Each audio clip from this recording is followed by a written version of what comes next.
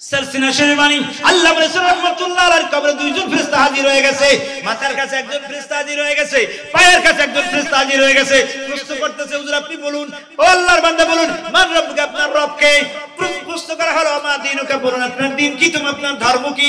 Oman হাযার রাজুল, আল্লাহ নবী সম্পর্কে প্রশ্ন করা হলো। আল্লাহ রাসূল রাহমাতুল্লাহ আলাইহি কোনো জবাব দেয় না, কোনো আওয়াজ দেয় না, চুপচাপ রয়েছে। আল্লাহু আকবার বলে। জান্নাতি যদি হতে চায় তাহলে জান্নাতের পাথর সংগ্রহ করা দরকার আছে কি নাই? কিভাবে আমল করব, কিভাবে জান্নাতের পাথর সংগ্রহ করব? এই জন্য আল্লাহ রাব্বুল আলামিন তার আপন বান্দাদেরকে, পথ ভোলা মানুষদেরকে সঠিক পথের দিশা দেওয়ার জন্য আল্লাহ পাক পবিত্র কোরআন শরীফকে নাজিল করেছেন। জোরে বলেন সুবহানাল্লাহ। যারা পবিত্র কোরআন শরীফকে মানবে, আমল করবে, আল্লাহ তাআলা ঘোষণা করেন তাদের কোনো ভয় নাই, তাদের কোনো চিন্তা নাই। যদি জোরে বলেন সুবহানাল্লাহ। ইরশাদ হচ্ছে, ফামান তাবিয়া হুদায়া ফালা খাউফুন আলাইহিম ওয়ালা হুম ইয়াহজানুন।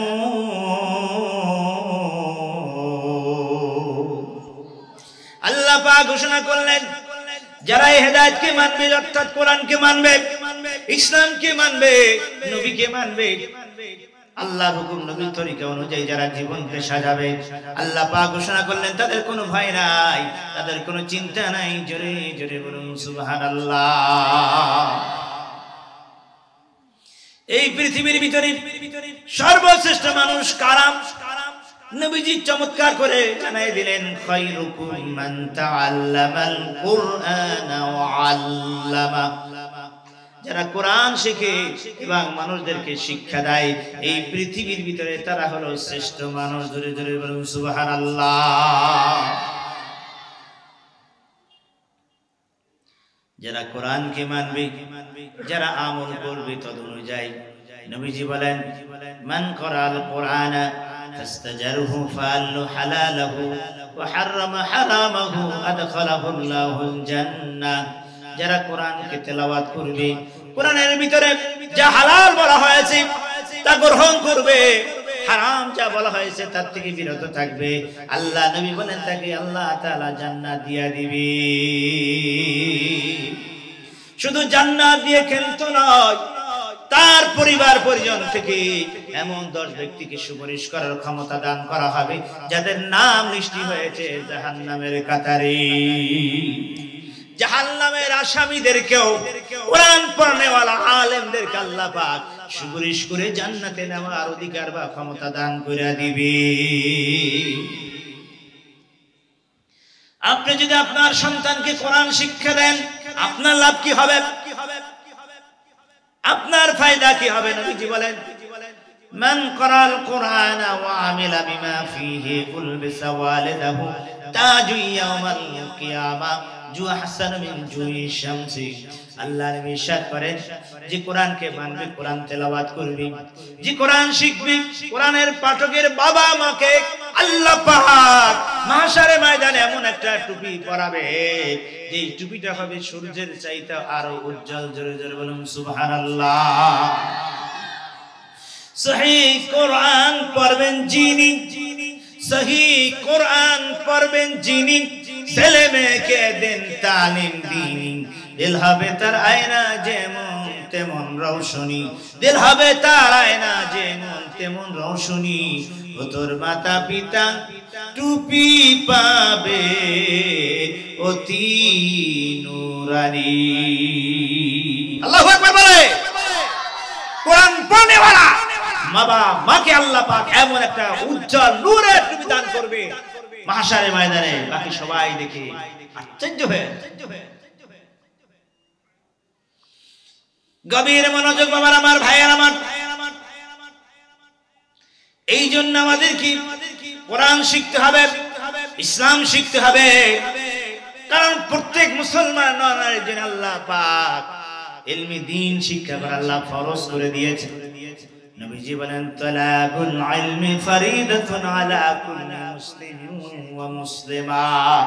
প্রত্যেক মুসলমান নারীর জন্য ইলমি দ্বীন শিক্ষা করা ফরজ।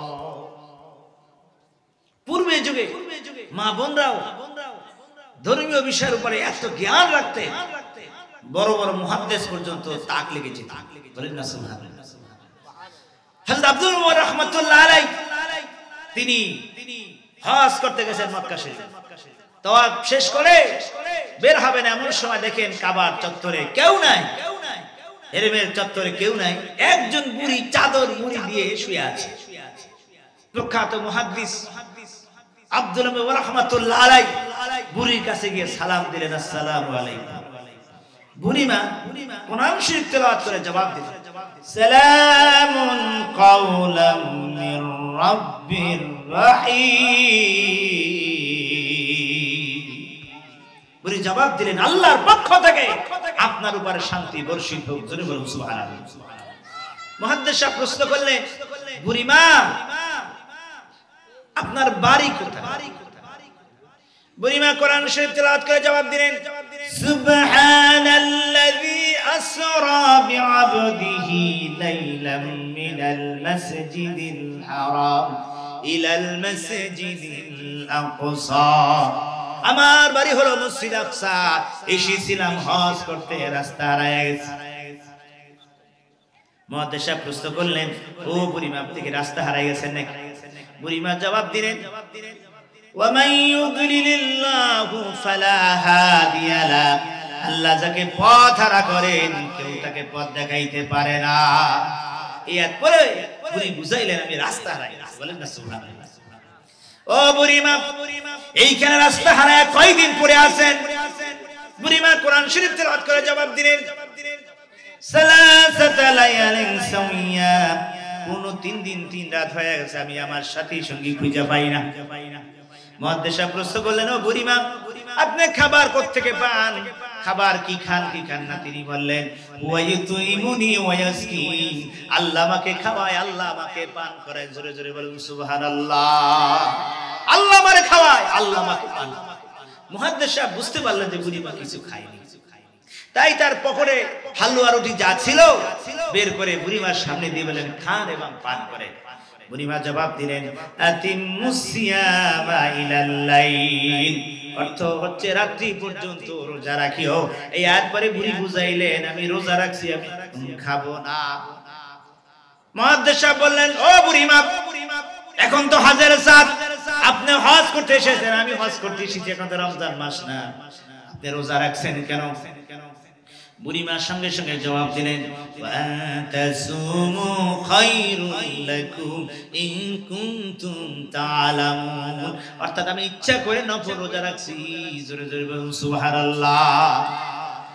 মুহাদ্দিস সাহেব, ও বুড়িমা আমি যে এইভাবে কথা বলি এইভাবে কথা আপনি বলেন না কেন? বুড়িমা সঙ্গে সঙ্গে কোরআন শরীফ তেলাওয়াত করে জবাব দিলেন, মা ইয়ালফিযু মিন কাওলিন ইল্লা লাদাইহি রাকীবুন আতীদ। আল্লাহু আকবার বলে। এই আয়াত পড়ে বুড়ি বুঝাইলেন, ও মুহাদ্দিস সাহেব প্রত্যেক মানুষের কাঁধে 2 জন ফেরেশতা আছে। যখন আমি ভালো কাজ করি সঙ্গে সঙ্গে ডান কাঁধে ফেরেশতা নেক লেখে, যখন আমি গুনার কাজ করি বামের ফেরেশতা গুনাহ লেখে। আমি এই আয়াত পড়ে বুঝাইলেন মুহাদ্দিস সাহেব, এইজন্য আমি কোরআন ছাড়া কোনো কথা বলি না। জোরে জোরে বলুন সুবহানাল্লাহ। সেই কোরআন আমাদের কাছে আছে কি নাই? আজ আমরা কোরআন তেলাওয়াত করি না, কোরআন তেলাওয়াত করি না, কোরআন ধরি না, কোরআনকে মহব্বত করি না, সন্তানদেরকে আমরা কোরআন শিক্ষা দেই না। আসতেছে পবিত্র মাহে রমজান, কোরআন নাজিলের মাস, কথা বলেন ঠিক কিনা? আমার আল্লাহ তাআলা জবাব দিলেন, সুন্দর করে জানাই দিলেন, শাহরু রমাদানাল্লাযী উনজিলা ফীহিল কুরআন। রমজান মাস এমন একটা মাস যে মাসে নাজিল হয়েছে পবিত্র আল কোরআন। চিৎকার দিয়ে বলুন সুবহানাল্লাহ।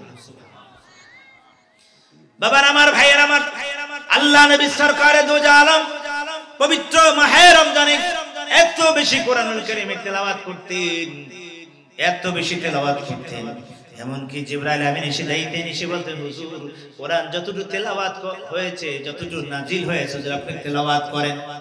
হুজুর তেলাওয়াত করতেন, জিবরাইল শুনতেন, আবার জিবরাইল বলতেন, ইয়া রাসূলুল্লাহ আমি তেলাওয়াত করি আপনি শুনেন। জিবরাইল তেলাওয়াত করতেন, হুজুর শুনতেন। হুজুরের জীবনের শেষ রমজান মোবারক, যেই রমজানের পর আল্লাহ নবী এই দুনিয়ার বাসেন নাই, দুনিয়ায় থাকেন নাই, সেই রমজান মোবারকে জিবরাইল আসলেন, এসে বলে ইয়া রাসূলুল্লাহ, ইয়া হাবিবাল্লাহ, কোরআন সত্য তামাম নাজিল হয়ে গেছে, কোরআন তো সম্পূর্ণরূপে নাজিল হয়ে গেছে, কমপ্লিট হয়ে গেছে, এবার হুজুর আপনি তেলাওয়াত করেন, আমি শুনি। হুজুর তেলাওয়াত করলেন, জিবরাইল শুনলেন। আবার জিবরাইল বলে ইয়া রাসূলুল্লাহ, আমি তেলাওয়াত করি, আপনি শুনেন। জিবরাইল তেলাওয়াত করলেন, নবীজি শুনলেন। অর্থাৎ নবীজির জীবনের শেষ রমজান মোবারকে আল্লাহ নবী 2 খতম করে জিবরাইলকে শুনাইছেন, জিবরাইল নবীজিকে 2 খতম করে শুনাইছেন। চিৎকার দিয়ে বলেন সুবহানাল্লাহ। আমাদের মাযহাবের ইমাম আবু হানিফা রাহমাতুল্লাহ আলাইহি জীবনী খুলে দেখেন, তিনি প্রতি রমজান মাসে 60 খতম, 61টি খতম কোরআন শরীফ শেষ করতেন। দিনে 1 খতম পড়তেন, রাতে 1 খতম পড়তেন, আরো 1 খতম, 61টি বার তিনি কোরআন শরীফ খতম করতেন। চিৎকার দিয়ে বলেন সুবহানাল্লাহ। এই কোরআন আমাদের মাঝে আছে কি নাই? আজ কোরআনের সম্মান আমাদের কাছে নাই, আজ আমাদের মাঝে কোরআনের তাজিম নাই, কোরআনের মুহাব্বত নাই, ঠিক কি না? ওই তো মুহাব্বত তো বেশি করি, তার কারণে কোরআন শরীফকে জুজদানে পেঁচায়া, এরপর প্যাকেট করিয়া স্টিল আলমারিতে তালা দিয়ে রেখেছি। সারা বছর কোরআন ধরি না, কোরআন তেলাওয়াত করি না। কথা বলেন ঠিক কি না? স্টিল আলমারির ভিতরে, লকাবের ভিতরে তালা মেরে রাখার জন্য কোরআন নাজিল হয় নাই। কোরআন নাজিল হয়েছে তেলাওয়াত করার জন্য, আমল করার জন্য। আওয়াজ দিয়ে বলার কথা ঠিক কি না? এই কোরআনকে সম্মান করে, এই কোরআনকে তাজিম করে মানুষ আল্লাহর ওলি হয়ে। বাবার আমার, ভাইয়ের আমার, বাশার হাবি নামে এক যুবক ছিল, যিনি মদ পান করত, খারাপ চরিত্রের যুবক। মদ খাওয়ার জন্য মদ কোয়ার্টারে যাচ্ছিল, এমন সময় লক্ষ্য করলে রাস্তায় পড়ে আছে একটা আল্লাহর কালামের পাতা। কোরআন শরীফে একটা পাতা পড়ে আছে যেখানে আল্লাহর নাম লেখা আছে। তিনি আল্লাহর কালাম দেখে আর সামনে পা বাড়াইতে পারলেন না। যুবক বাশার আল্লাহর কালামের টুকরো উঠাইলেন, ধুলাবালি মুছলেন, আতর গোলাপ লাগাইলেন, রুমালে জড়াইলেন, বাসায় নিয়ে গেলেন। মা, এখানে কি লেখা আছে? মা ডেকে বলে, বাবা বাশার, এখানে লেখা আছে ওই তোর পূর্বর নাম, যেই পূর্ব তোমাকে সৃষ্টি করেছে। আল্লাহু আকবার বলে। কি করব মা? বাবা বাশার যত্ন করো, তাজিম করো, আতর গোলাপ লাগায়া, রুমালে জড়ায়া, ঘরের তাকের ভিতর রেখে বাশার চলে গেছে মদ খাইয়া মাতাল হইয়া পড়ে আছে।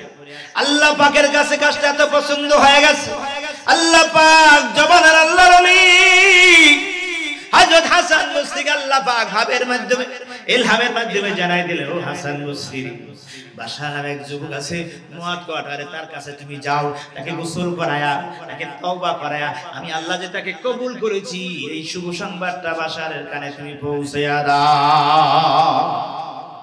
সঙ্গে সঙ্গে জবানার আল্লাহর ওলি হযরত হাসান বসরি রাহমাতুল্লাহ আলাইহি মদ কোয়ার্টারে গেলেন, গিয়ে বললেন, বাশার নামে এক যুবক আছে নাকি? জি আছে, সেটা মদ খেয়ে মাতাল হয়ে পড়ে আছে। তাকে সেখানে পৌঁছে গেলেন তিনি। হুজুরকে দেখে বাশার হতো, হুজুর আপনি এখানে? হুজুর আপনি এখানে? ও বাবা বাশার, ইদানিং কোন নেক আমল করছো নি? হুজুর মনে তো করো, মনে করো। বাশার বলে, হুজুর আসার সময় আল্লাহ পাকের কালামে একটু রাস্তায় পড়েছিল, এটাকে আমি উঠাইলাম, এটাকে আমি জুজদানে পেঁচে আতর গোলাপ লাগায়া ঘরের তাকের ভিতরে রেখেছি। আল্লাহর ওলি বললেন, ও বাবা বাশার, তুমি যে কোরআনকে সম্মান করলি, কোরআনকে তাজিম করলি, এই জন্য আল্লাহ পাক খুশি হয়ে তোমার নামটা আল্লাহ পাকের বিশেষ বিশেষ বান্দা ওলিদের নামের কাতারে আমার আল্লাহ উঠাইয়া দিয়েছে। জোরে জোরে বলুন সুবহানাল্লাহ। কোরআনকে তাজিম করে, কোরআনকে মুহাব্বত করে মানুষ আল্লাহর ওলি হয়ে যায়। সেই কোরআন আমাদের মাঝে আছে, কোরআনের মুহাব্বত নাই, কোরআনের ভালোবাসা নাই, কোরআনের তেলাওয়াত। এই কোরআনের জন্য আমার নবীজি রক্ত ঝরিয়েছেন, এই কোরআনের জন্য সাহাবায়ে কেরাম জীবন দিয়েছেন। কথা বলেন ঠিক কিনা? হাদিস শরীফে আছে, আল্লাহ নবী সরকার দো জালাল কাবা শরীফের পাশে কাবার হাতিমে তিনি কোরআন শরীফের তেলাওয়াত করতেছেন। এমন সময় আবু জেহেল এসে বলে, এই মুহাম্মদ, কোরআন তেলাওয়াত বন্ধ করো। আমার নবীজি আবু জাহেলের বাধাকে উপেক্ষা করে তিনি কোরআনুল কারীমে তেলাওয়াত করতেছিলেন। আবু জাহেল ভান করে তিনি চলে গেছেন, আসলে তিনি চলে যান নাই। ওই যে সাফা পাহাড় আছে, মারওয়া পাহাড় আছে, হাজী সাহেবরা চেনেন, তখন ওই দুই পাহাড়ের মাঝখানে একটা পাথরের পাহাড় ছিল। ওই পাথরের পাহাড় থেকে বড় একটা পাথর নিল আমার নবীজিকে মারার জন্য। বড় একটা পাথর লইয়া নবীজির পিছন থেকে ঘুরিয়া ঘুরিয়া আসিয়া নবীজির মাথাকে লক্ষ্য করে এমন জোরে মেরে দিল। যখন পাথরটার আঘাত আমার নবীজির মাথায় লাগলো, সঙ্গে সঙ্গে নবীজির মাথা মোবারক ফেটে গেল। আমার নবী কাবারাতি মেকাই দিয়ে পড়ে গেলেন, চিৎকার দিয়ে বলে, আবু জাহেল, আজ আমার বাবা নাই, আমি এতিম। আমার বাবা আব্দুল্লাহ যদি থাকতো গো, এইভাবে কি পাথর মারতে দিত। আজ আমার বাবা নাই, আমি এতিম পাইয়া পাথর মারিয়া আমার মাথা ফাটাইয়া দিলাম। কে আসো, আমার মাথার ব্যান্ডেজ করে দাও। কে আসো, এক গ্লাস পানিতে আমাকে সাহায্য করো। আবু জাহেল ঘোষণা করলো, কেউ যদি মুহাম্মদকে সাহায্য করার জন্য যাও, এই মক্কা নগরে তার বাস হবে না, মক্কা নগরে তার জায়গা হবে না, মক্কা নগর থেকে তাকে বের করে দেওয়া হবে। আবু জাহেলের ক্ষমতার ভয়, নেতৃত্ব কর্তৃত্বের ভয়, আমার নবীকে কেউ সাহায্য করার জন্য যায় না। আমার নবী ওই কাবারাতিমি গইরা আর কান্দি। ঠিক এমনি সময় নবীজি চাচা হযরত আমির হামজা, তখন তিনি মুসলমান হন নাই, তিনি শিকার করতে গিয়েছিলেন জঙ্গলে, শিকার করতে গিয়েছিলেন বনে। তিনি কতগুলো দেখতে পেলেন হরিণী যায়, ওই হরিণী গায়ে তিনি তীর মারবেন, তীর ছুড়বেন। এমন সময় ওই হরিণীগুলো জমিনের দিকে তাকায়, আসমানের দিকে তাকায়, চিৎকার দিয়ে বলে আল্লাহু আকবার। ডেকে ডেকে বলে মালিক আল্লাহ, আল্লাহু আকবার বলে, আল্লাহ আমাদের জবানগুলো খুলে দাও, আমাদের জবানগুলো খুলে দাও। নবীজির দুঃখের খবর নবীজির চাচা আমির হামজাকে শোনায়া দেই। সঙ্গে সঙ্গে আমার আল্লাহ পাকের রহমতের দরিয়া জোশ পয়দা হয়ে গেল। আল্লাহ পাক ওই সব হরিণীর জবানগুলো খুলে দিল। ওই সব হরিণীগুলো মানুষের মতো কথা বলে আর ডেকে বলে, আমির হামজা রে, তোমার এতিম ভাতিজার খবর তোমার কাছে পৌঁছেছে না? আবু জাহেল পাথর মারিয়া মাথা পাঠাই দিছে। ওই কাবারাতিমি গইরা আর কান্দে, কেউ তাকে সাহায্য করার জন্য যায় না। আল্লাহ আমির হামজা বলে, আমি তখন মুসলমান হই না, আমি আশ্চর্য হয়ে গেলাম হরিণীর মুখে আমার ভাতিজার প্রশংসা। তাই তিনি দ্রুত বেগে ঘোড়ায় চললেন।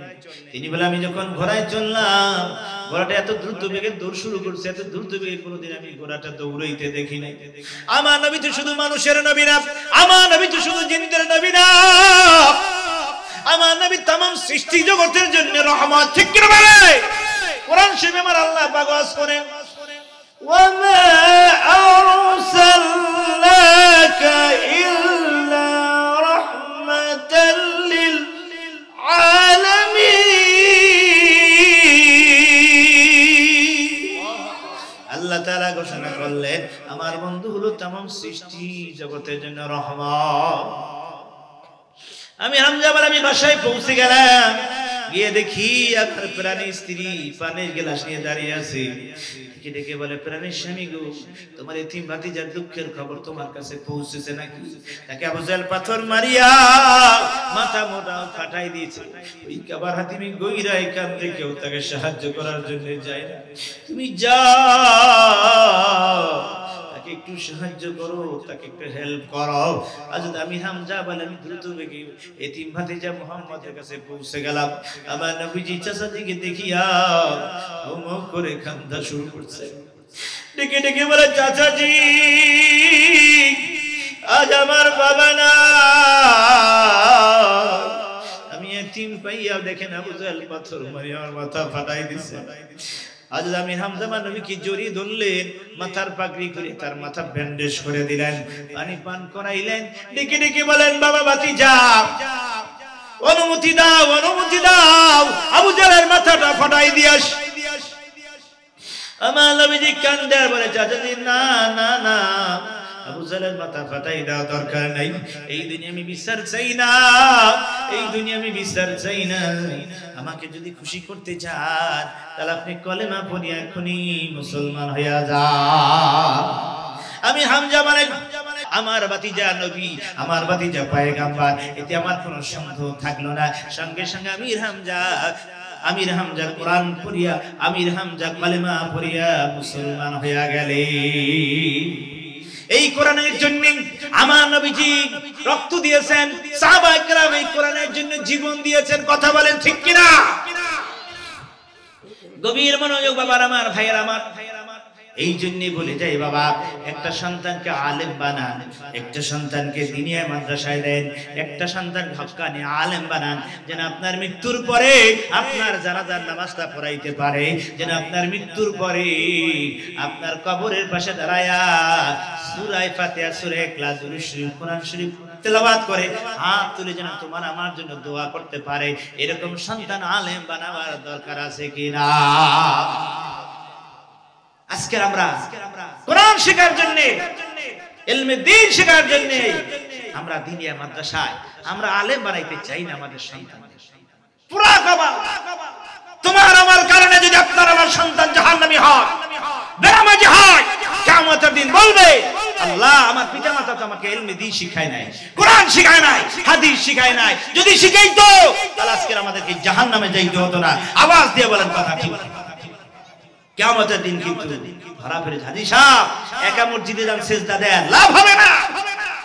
আপনার সন্তান নামাজ পড়ে না, আপনার মেয়ে নামাজ পড়ে না, আপনার ছোট ভাই নামাজ পড়ে না, ইসলাম মানে না।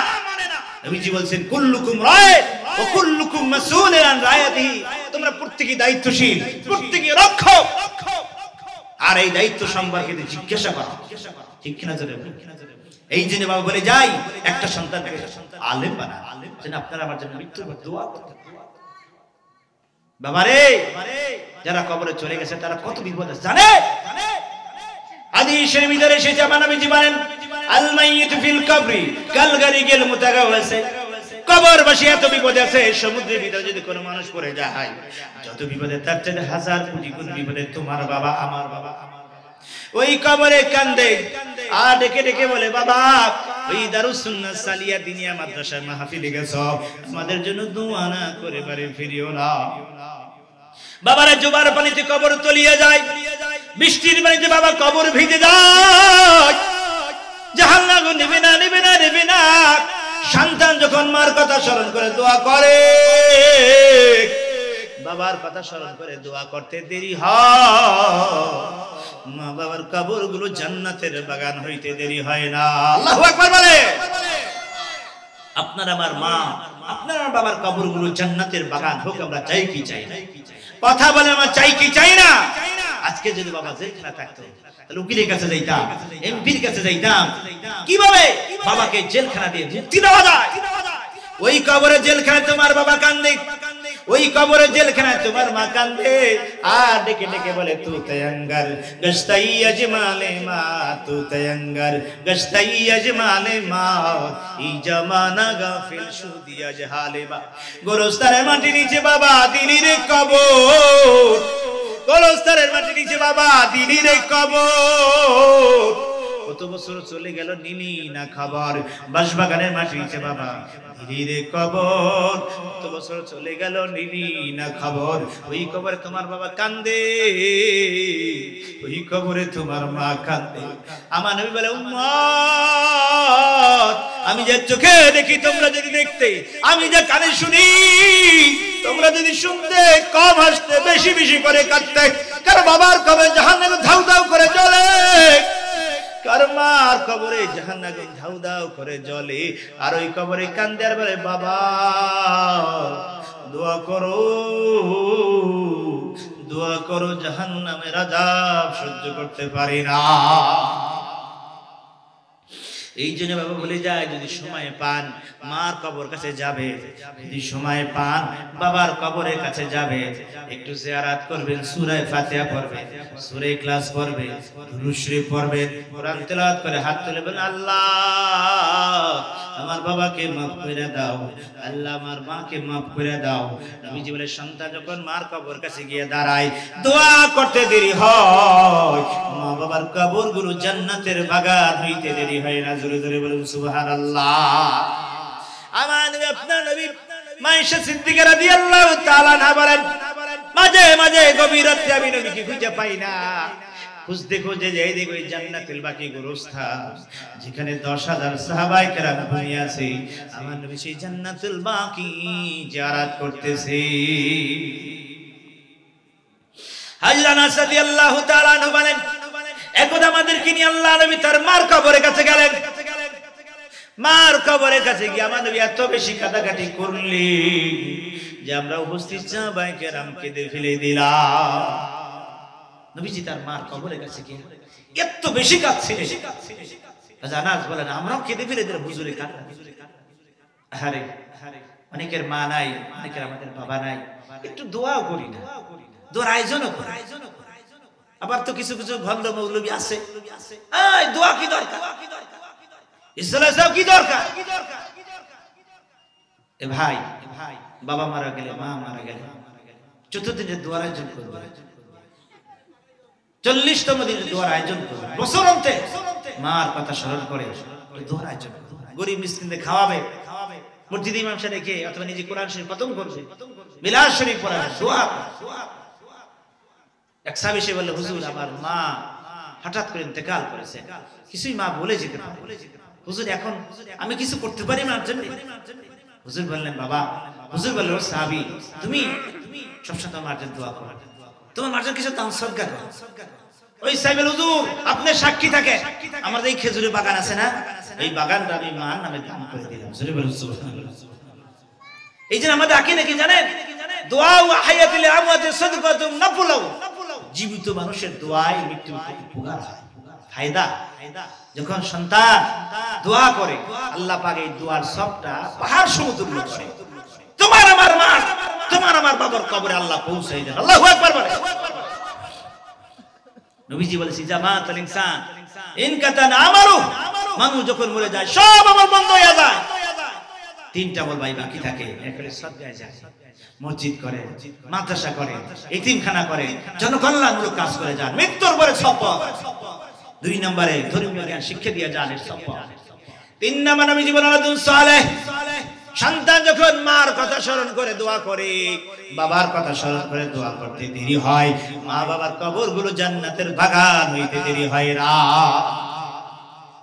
আমরা মা বাবার জন্য দোয়া করতে চাই কি চাই না, আর চাই কি চাই না। আল্লাহ পাক দোয়া শিখিয়েছে, দোয়া কর রব্বির হামহুমা কামা রব্বায়ানি সগীরা। বলুন আমার সাথে রব্বির হামহুমা কামা রব্বায়ানি সগীরা। আয় আল্লাহ ছোটবেলায় যেভাবে আমাদেরকে লালন পালন করছে ওই কবর জগতে মোদের মা বাবাকে তেমনি লালন পালন করো। মা বাবার খেদমতের উসিলা দিয়ে দোয়া করলে দোয়া কবুল হয়। তুমি যে তোমার মাকে খাবার দিচ্ছ, কাপড় দিচ্ছ, খেদমত করতেছো, সেবা করতেছো, এই সেবার উসিলা দিয়ে দোয়া করলে দোয়া কবুল। হাদিসে আছে বনি ইসরাইল 3 বন্ধু রওনা করছে, পথিমধ্যে ঝড় শুরু হয়েছে, বন্যা। 3 বন্ধু বন্যা যখন শুরু হয়েছে, বালু ঝড় শুরু হয়েছে, কোথায় যাবে? একজন বললে আমার একটা পরিচিত গুহা আছে এখানে, চলো দোস্ত তিনজন আমরা গিয়া এই পাহাড়ের গুহায় আত্মগোপন করে থাকি। 3 বন্ধু গিয়ে পাহাড়ের গুহায় ঢুকছে, প্রচন্ড ঝড় বাতাস চলছে, হঠাৎ করে পাহাড়ের চূড়া ভেঙে তারা যে গুহার ভিতরে আছে এই গুহার মুখে, গুহার মুখটা বন্ধ হয়ে গেছে, গুহাটা অন্ধকার অন্ধকার হয়ে গেছে। তারা বহু ধাক্কা দেখি চুল পরিবেশ হয়, বিশাল পাথর। 3 বন্ধু একজনের গলা ধরে আজ কান্দে, দোস্ত এখানে আমাদের ঘর, এখানে আমাদের ঘর। কারণ দুনিয়ার কোনো মানুষ জানে না এখানে আমরা আত্মগোপন করে আছি, কেউ আমাদের সাহায্যে কেউ আসবে না, সুতরাং এখানে আমাদের মরণ, এখানে আমাদের ঘর। 3 জন একজনের গলা ধরে একজনের কান্দে, দোস্ত একজন বলে একটা কাম করি, এই তুমি দোয়া করো তো, আমরা হাত তুলি। একজনে হাত তুলছে, বাকি দুইজনে আমিন আমিন করতেছে। এর ভিতরে একজনে হাত তুলছে, আল্লাহ আমার মতো পাপী, আমার মতো গুনাহগার এই জমিনের উপরে আসমান কেউ না, তবে আল্লাহ আমি আমার মা বাবাকে ভালোবাসি, মা বাবার খিদমত করি, মা বাবার খাবার না দিয়া আমি আমার সন্তানকে খাবার দেই না। আল্লাহ এই কাজটা যদি তোমার খুশির জন্য করে থাকি গো আল্লাহ, তাহলে বিশাল পাথর সরাইয়া দাও। বাকি দুইজনে বলে আমিন, সঙ্গে সঙ্গে বিশাল পাথর সরে গেল। আল্লাহু আকবার বলে। দেখলেন মা বাবার খেদমতের উসিলা দিয়ে দোয়া করলে দোয়া কি হয়? হাদিসে আছে নবীজি পবিত্র রমজান মোবারকে খুতবা দেওয়ার জন্য মিম্বারে উঠতেছিলেন, আমিন আমিন বলতেছিলেন। খুতবা দিয়ে যখন নবীজি নামলেন তখন সাহাবায়ে কেরাম হুজুর আপনি খুতবা দেওয়ার জন্য মিম্বারে উঠতেছিলেন, আমিন আমিন বলতেছিলেন কেন? হুজুর বললেন আমার কাছে জিবরাইল আমিন আসলেন, আমার কানের পরে মুখ লাগায় বললেন ইয়া রাসূলুল্লাহ বিল্লাহ যারা রমজান মাস পাইলো গুনাহ মাফ করাইতে পারলো না ধ্বংস হোক। কারণ রমজান মাস দামি মাস, রমজান মাস দোয়া কবুলের মাস, রমজান মাস গুনাহ মাফের মাস। চিৎকার দিয়ে বলেন সুবহানাল্লাহ। আসতেছে সেই রমজান আমাদের মাঝে দামি মাস, রহমতের মাস, মাগফিরাতের মাস, গুনাহ মাফের মাস। নবীজি বলে এই গুনাহ মাফের মাস প্রিয়, যে গুনাহ মাফ করাইতে পারলো না জিবরাইল বলে হুজুর আপনি বলুন তারা যেন ধ্বংস হয়। নবীজি বলেন আমিন আমিন।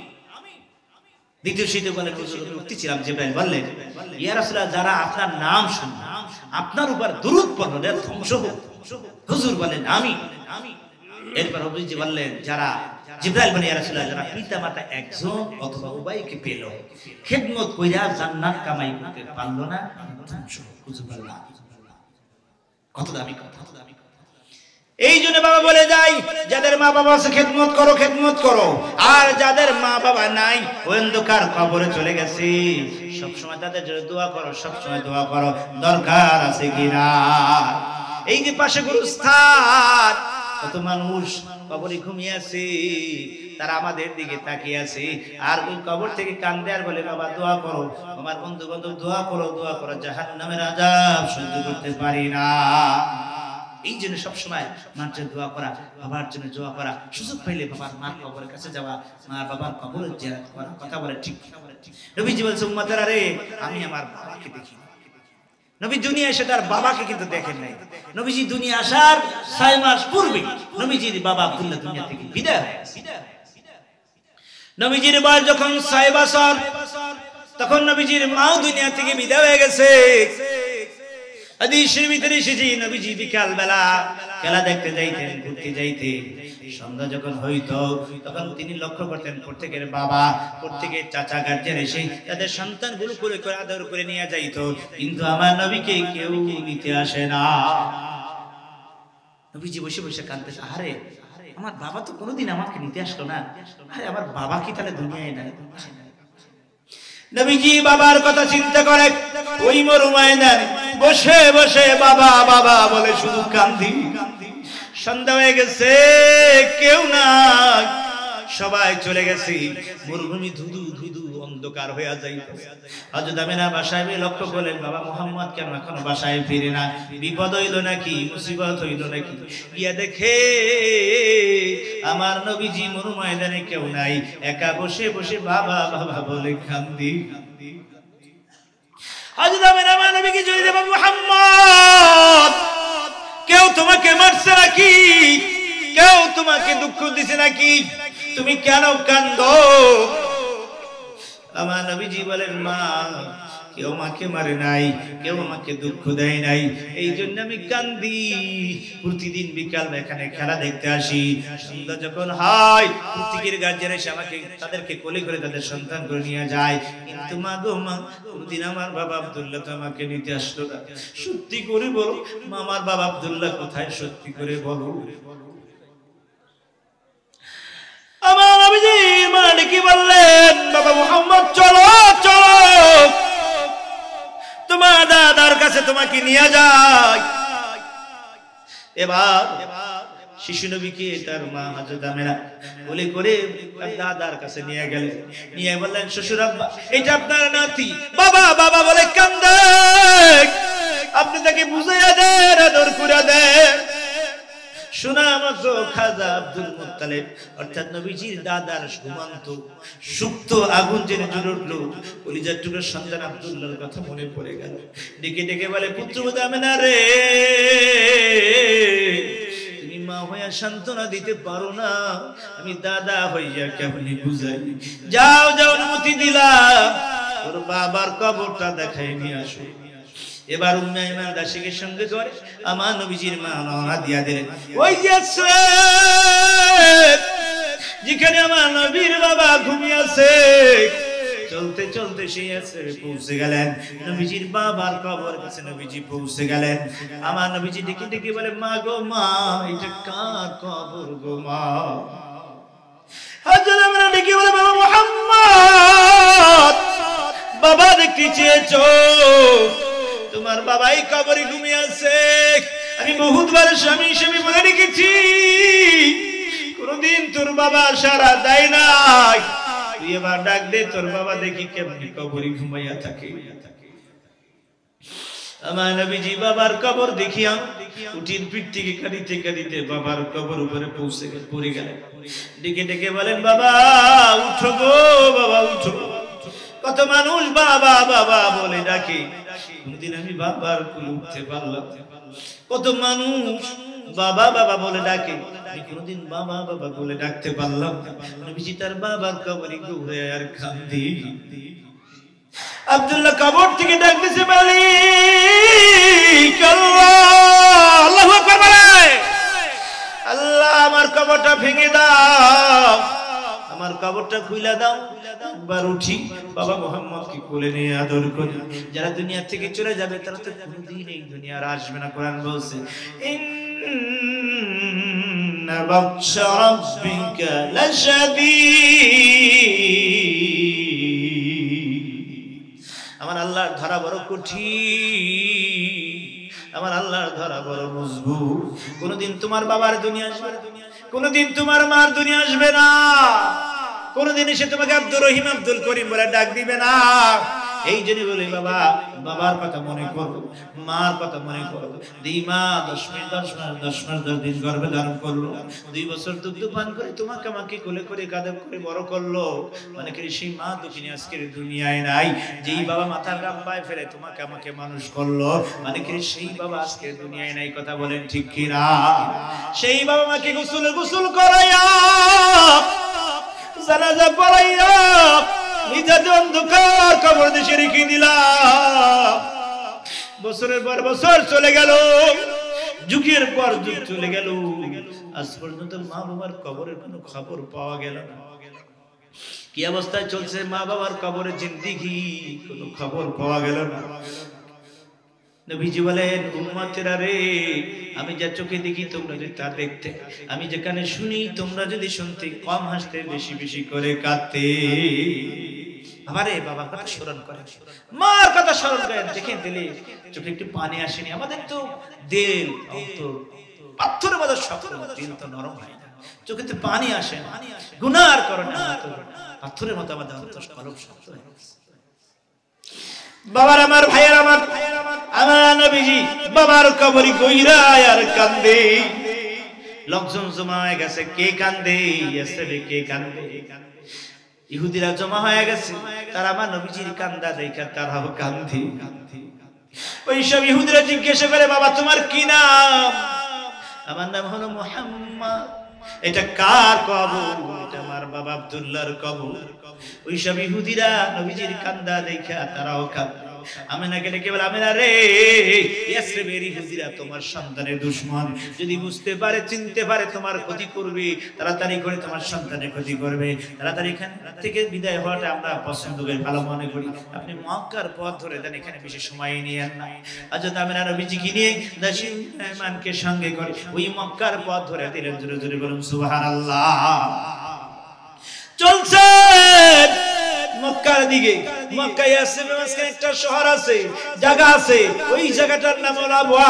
আবওয়া নামক স্থানে যখন পৌঁছে গেলেন নবীজির মা, নবীজি উম্মে আইমান নবীজির মা হযরত আমিনা ডেকে বলে দাসী রে উম্মে আইমান এখানে একটা তাবু গাড়ো, তাবু টানাও, আমার শরীর খুবই খারাপ লাগতেছে। তাবু টানাইলেন, তাবু গাড়লেন, ডেকে ডেকে বলে দাসী রে আমার কপালে পানি দাও। দাসী কপালে পানি দিতে লাগলেন।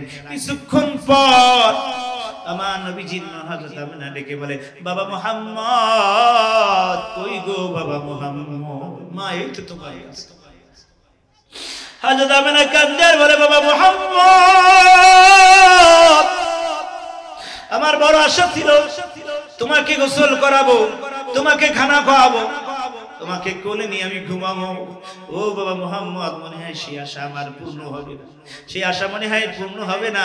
ও বাবা মুহাম্মদ আমি যাই, আমি চলে যাই, তোমাকে তোমার প্রভুর কাছে আমি আমানত করে বিদায় হইয়া যাই। এই কথা বলতে না বলতে নবীজির মা দুনিয়া থেকে বিদায় হইয়া গেলে। নবীজি তার মার বুকের পরে পরে কান্দে আর বলে মা তুমি কেন বাবার কবর জিয়ারত করতে আসলিলা? তুমি এখন চলে গেল গো মা, আমি কার কোলে ঘুমাবো মা? কি আমাকে গোসল করাবে, কি আমাকে খানা খাওয়াবে, কি আমাকে দিকে দিকে রাখবে? নবীজির মা আর কোনো কথা বলে না। এই যে নবী বলছে উম্মতেরা রে আমি আমার বাবাকে দেখি নাই, মাকে দেখি আমার তৃপ্তি মিটে নাই। সুতরাং উম্মতেরা রে যাদের মা বাবা আছে খেদমত করো, খেদমত করো, দোয়া লাও, দোয়া লাও, মা বাবার সঙ্গে নাফরমানি করো না, মা বাবাকে কষ্ট দিও না। যাদের মা বাবা চলে গেছে সব সময় দোয়া করো রব্বির হামহুমা কামা রাব্বায়ানি সগীরা। বাবার আমার, ভাইয়ের আমার, এই দুনিয়া আসলে থাকার জায়গা না, ঠিক কি না বলেন? আজ হোক কাল হোক দুনিয়া ছাড়তে হবে। ওই কবরে যাওয়া লাগবে কি লাগবে না? সবাইকে দুনিয়া ছাড়তে হবে, সবাইকে ওই কবরে যেতে হবে। এই যে খুব সুন্দর কথা বলতেছেন চোখের পলকে তুমি হতে পারো লাশ, চোখের পলকে তুমি হতে পারো লাশ, চিরতরে বন্ধ হবে তোমারই নিঃশ্বাস, চিরতরে বন্ধ হবে তোমারই নিঃশ্বাস। হবে এলান তোমারই নাম, হবে এলান আমারই নাম মসজিদের মাইকে। বাড়িওয়ালা নাই রে বাড়ি নাই রে দুনিয়াতে, বাড়িওয়ালা নাই রে বাড়ি নাই রে দুনিয়াতে। গাড়ি বাড়ি মিল ফ্যাক্টরি টাকার পাহাড়, গাড়ি বাড়ি মিল ফ্যাক্টরি টাকার পাহাড়। বিলাসিতায় কাটছে জনম কত অহংকার, বিলাসিতায় কাটছে জনম কত অহংকার। দামি কাপড় ছেড়ে হবে, দামি কাপড় ছেড়ে হবে সাদা কাপড় পরিতে।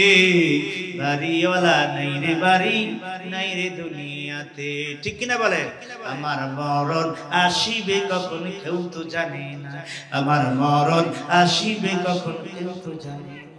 আমি মরে গেলে আমায় তোমরা ভুইলা যাইও না, আমি মরে গেলে আমায় তোমরা ভুইলা যাইও না। আমার মরণ আসিবে কখন কেউ তো জানে না, আমার মরণ আসিবে কখন কেউ তো জানে না, ঠিক কিনা বলে? এই দুনিয়ায় চিরজীবন থাকার জায়গা না, অন্ধকার কবর যে আমার আসল ঠিকানা। এই দুনিয়ায় চিরজীবন থাকার জায়গা না, অন্ধকার কবর যে আমার আসল ঠিকানা।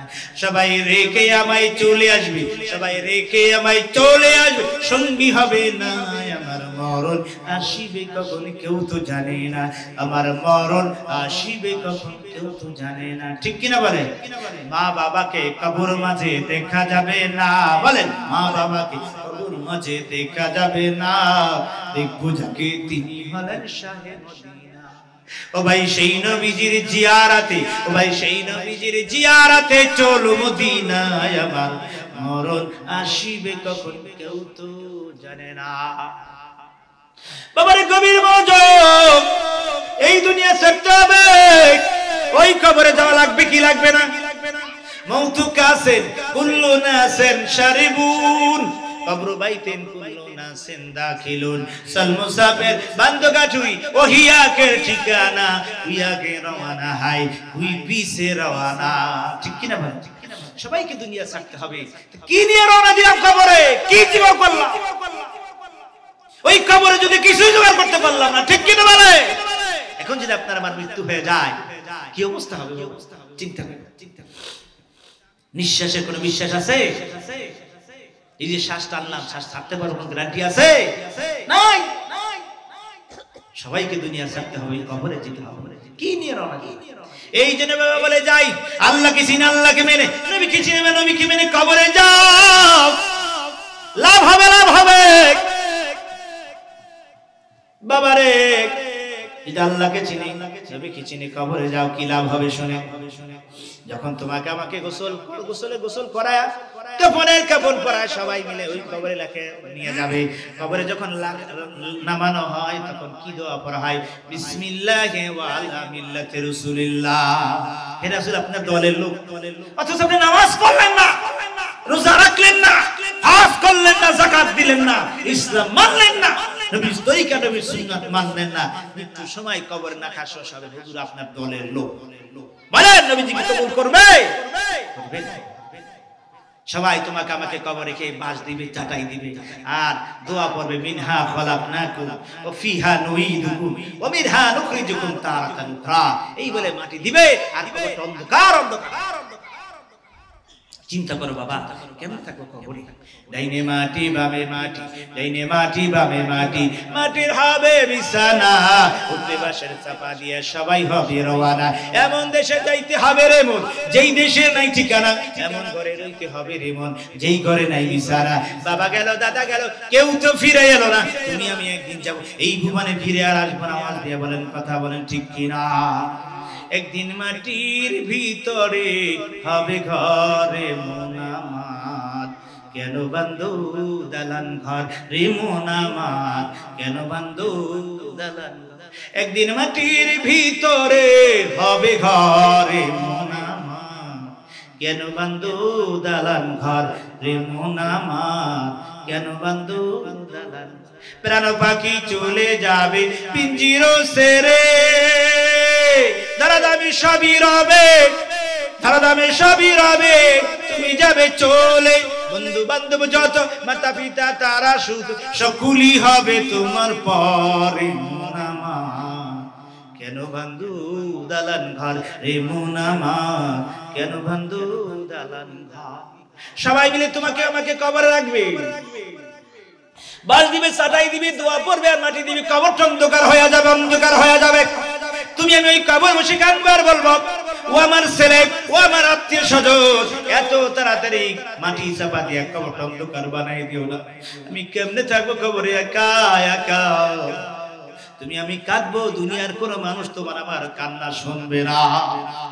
তুমি যদি আল্লাহকে চিনে, নবীকে চিনে, নেক আমল করে আল্লাহ ওয়ালা হইয়া কবরে যাও, তাহলে বাবা তুমি দেখতে পাইবা তোমার কবরের পশ্চিম পাশ থেকে লাইট একটা আলো তোমার কবর আসতেছে। আল্লাহু আকবার বলে। এই জন্য নবী বলেন, আল কবরু রাউযাতুম মির রিয়াজিল জান্নাহ, কারো কবর হবে জান্নাতের বাগান, আও হুফরাতুম মিন হুফরাতিন নার, কারো কবর হবে জাহান্নামের গর্ত। শুধু তাই নয়, তুমি গায়েব থেকে শুনতে পাইবা আওয়াজ, আমার নবীজি কি বলবেন? উম্মত ক্রন্দন করো না, কিন্তু না, আমি কামলিওয়ালা নবী তোমার কবরে হাজির হয়ে যাইতেছি। আল্লাহু আকবার বলে। আমরা নবীজিকে কবরে পাইতে চাই কি চাই না? জোরে বলেন, আরো জোরে বলে, পাইতে চাই কি চাই না? সরসিনা শরীফের বাণী, আল্লামা সারুদ্দি রাহমাতুল্লাহ আলাইহি যখন দুনিয়া থেকে চলে গেলেন, 3 দিন পর তার কবরের কাছে একজন খলিফা মুরাকাবার হালাতে বসে গেলেন। জিজ্ঞাসা করলেন, তার সাথে দেখা হয়ে গেল, মুরাকাবার তার শরীরের ভিতরে দেখা হয়ে গেল। খলিফা জিজ্ঞাসা করলেন, হুজুর আপনি কেমন আছেন? সরসিনা শরীফের বাণী, আল্লামা সারুদ্দি রাহমাতুল্লাহ আলাইহিকে প্রশ্ন করলেন, হুজুর আপনি কেমন আছেন? বলে আলহামদুলিল্লাহ, আমি ভালো আছি। খলিফা প্রশ্ন করলেন, হুজুর মুনকারকে সওয়াল জবাব দিতে পারছেন? যখন তোমাকে আমাকে কবর রাখবে, সবাই 40 কদম চলে যাবে, 2 জন ফেরেশতা তোমার আমার কবরে হাজির হয়ে যাবে। প্রশ্ন করবে, মান রব্বুকা? ও আল্লাহর বান্দা বলো তোমার রব কে? চিৎকার দিয়ে বলেন, আমাদের রব কে? আরো জোরে বলেন কে? আরো জোরে বলেন কে? আল্লাহ। প্রশ্ন করা হবে ওমা দীনুকা, তোমার দিন কি, তোমার ধর্ম কি? চিৎকার দিয়ে আপনার আমার ধর্ম কি প্রশ্ন করা হবে। ওমান হাযার রাজুল, আল্লাহ নবীকে দেখানো হবে, বলা হবে এই ব্যক্তি সম্পর্কে তোমার অভিমত কি? আপনি যে নবীকে চিন না, নবীকে মান না, নবীর মুহাব্বত নিয়ে বাবা কবরে যাইতে পারো, তুমি আমি জবাব দিতে পারবো এ হলো আপনার আমার প্রাণের রাসূল মুহাম্মদুর রাসূলুল্লাহ। সালসিনা শরীফানি আল্লাহ রাসূল রাহমাতুল্লাহ আলাইহির কবরে দুইজন ফেরেশতা হাজির হয়ে গেছে। মাথার কাছে একজন ফেরেশতা হাজির হয়ে গেছে, পায়ের কাছে একজন ফেরেশতা হাজির হয়ে গেছে। প্রশ্ন করতেছে হুজুর আপনি বলুন, ও আল্লাহর বান্দা বলুন, মান রব্বুকা, আপনার রব কে? প্রশ্ন করা হলো আমা দীনুকা, বলুন আপনার দিন কি, তোমার আপনার ধর্ম কি? আমার হাজার রাজুল, আল্লাহ নবী সম্পর্কে প্রশ্ন করা হলো। আল্লাহ রাসূল রাহমাতুল্লাহ আলাইহি কোনো জবাব দেয় না, কোনো আওয়াজ দেয় না, চুপচাপ রয়েছে। আল্লাহু আকবার বলে। আল্লাহ পাকের ভালোবাসা যদি পেতে চাও, আল্লাহ পাকের দরবার থেকে যদি মুহাব্বত পেতে চাও, আল্লাহ পাকের রিজাবন্দি হাসিল করতে চাও, ফাত্তাবিউনি, তাহলে নবীজির ইত্তেবা করো, নবীর অনুসরণ করো, লাভ হবে, লাভ হবে। ওয়া ইয়াগফির লাকুম যুনুবাকুম, তাহলে আল্লাহ পাক তোমার আমার জিন্দেগীর গুনাহগুলো maaf করে দিবে। এই জন্য বাবা বলে যাই, নবীজিকে মুহাব্বত করবেন, ভালোবাসবেন। আর কিভাবে ভালোবাসবেন? সুন্নতের উপর আমল করবেন। এই ফিতনা ফাসাদের যুগে আজকে সুন্নাত বিলীন হয়ে যাচ্ছে। নবীজি বলেন মান তামাসাকা বিসুন্নতি ইনদা ফাসাদি উম্মতি ফালাউ আজরু মিয়াতান শাহীদ। এই ফিতনা ফাসাদের কেউ যদি নবীর একটা সুন্নতকে জিন্দা করে, আল্লাহ পাক খুশি হয়ে তার আমলনামায় 100 শহীদের সওয়াব দান করে দিবে। নবীজি বলেন যে সুন্নতকে মুহাব্বত করলো, সে আমি নবীকে মুহাব্বত করলো, ওমানা হাব্বানি কানা মায়া ফিল জান্নাহ, যে আমাকে ভালোবাসলো, নবীজি বলে সে আমার সাথে জান্নাতে যাবে। আমরা নবীজির সঙ্গে জান্নাতে যাইতে চাই কি চাই না? দুই হাত তুলে বলে চাই কি চাই না? আল্লাহ কবুল করুন, জোরে বলে আমিন। মানুষ না, সেটা গাছ। আল্লাহ নবী মক্কা থেকে হিজরত করে মদিনায় গেলে মসজিদ নববী তৈরি করলেন খেজুর গাছের গুড়ি দিয়া, খেজুর গাছে ডালা দিয়ে মসজিদ বানাইলেন। এরপর ওই খেজুর গাছের খুঁটির সঙ্গে এলা দিয়ে নবীজি খুতবা দিতেন, বক্তব্য দিতেন। সাহাবায়ে কেরামের সংখ্যা বৃদ্ধি হয়ে গেল। সাহাবায়ে কেরাম বলে ইয়া রাসূলুল্লাহ হাবিবাল্লাহ, দূর থেকে আপনার কথা শুনতে আমাদের কষ্ট হয়, আপনাকে দেখতে কষ্ট হয়। হুজুর যদি পছন্দ করতেন আমরা একটা প্রস্তাব দিই, কি হুজুর একটা মেম্বার বানাই দেই। এক সাহাবী পরবর্তী জুমার দিন 3 থেকে একটা মেম্বার বানাই দিলেন। আমাদের মসজিদ সমিতিতে 3 থেকে মেম্বার আছে কি নাই? ওই মেম্বার দাঁড়ায়া আল্লাহ নবী খুতবা দিতেছিলেন, ওয়াজ করতেছিলেন। এমন সময় আল্লাহ নবী বলে আমি শুনি কে যেন কাঁদে। সন্তান মরে গেলে বাবা যে ওই বিনয় করে কান্দি, বাবা মরে গেলে সন্তান আফসোস করে যেভাবে কান্দে, এইরকম গুনগুন করে কান্নার আওয়াজ শোনা যায়। নবীজি বলেন সাহাবীরা রে, কে কান্দে, কে কান্দে, কোথা থেকে কান্নার আওয়াজ আসে? আমার নবীজি নিজে লক্ষ্য করে শুনে ওই মরা খেজুর গাছ, যেই খেজুর গাছের সঙ্গে নবীজি হালান দিয়ে খুতবা দিতেন, ওই খেজুর গাছ মানুষের মতো ফোঁপাইয়া ফোঁপাইয়া কান্দে।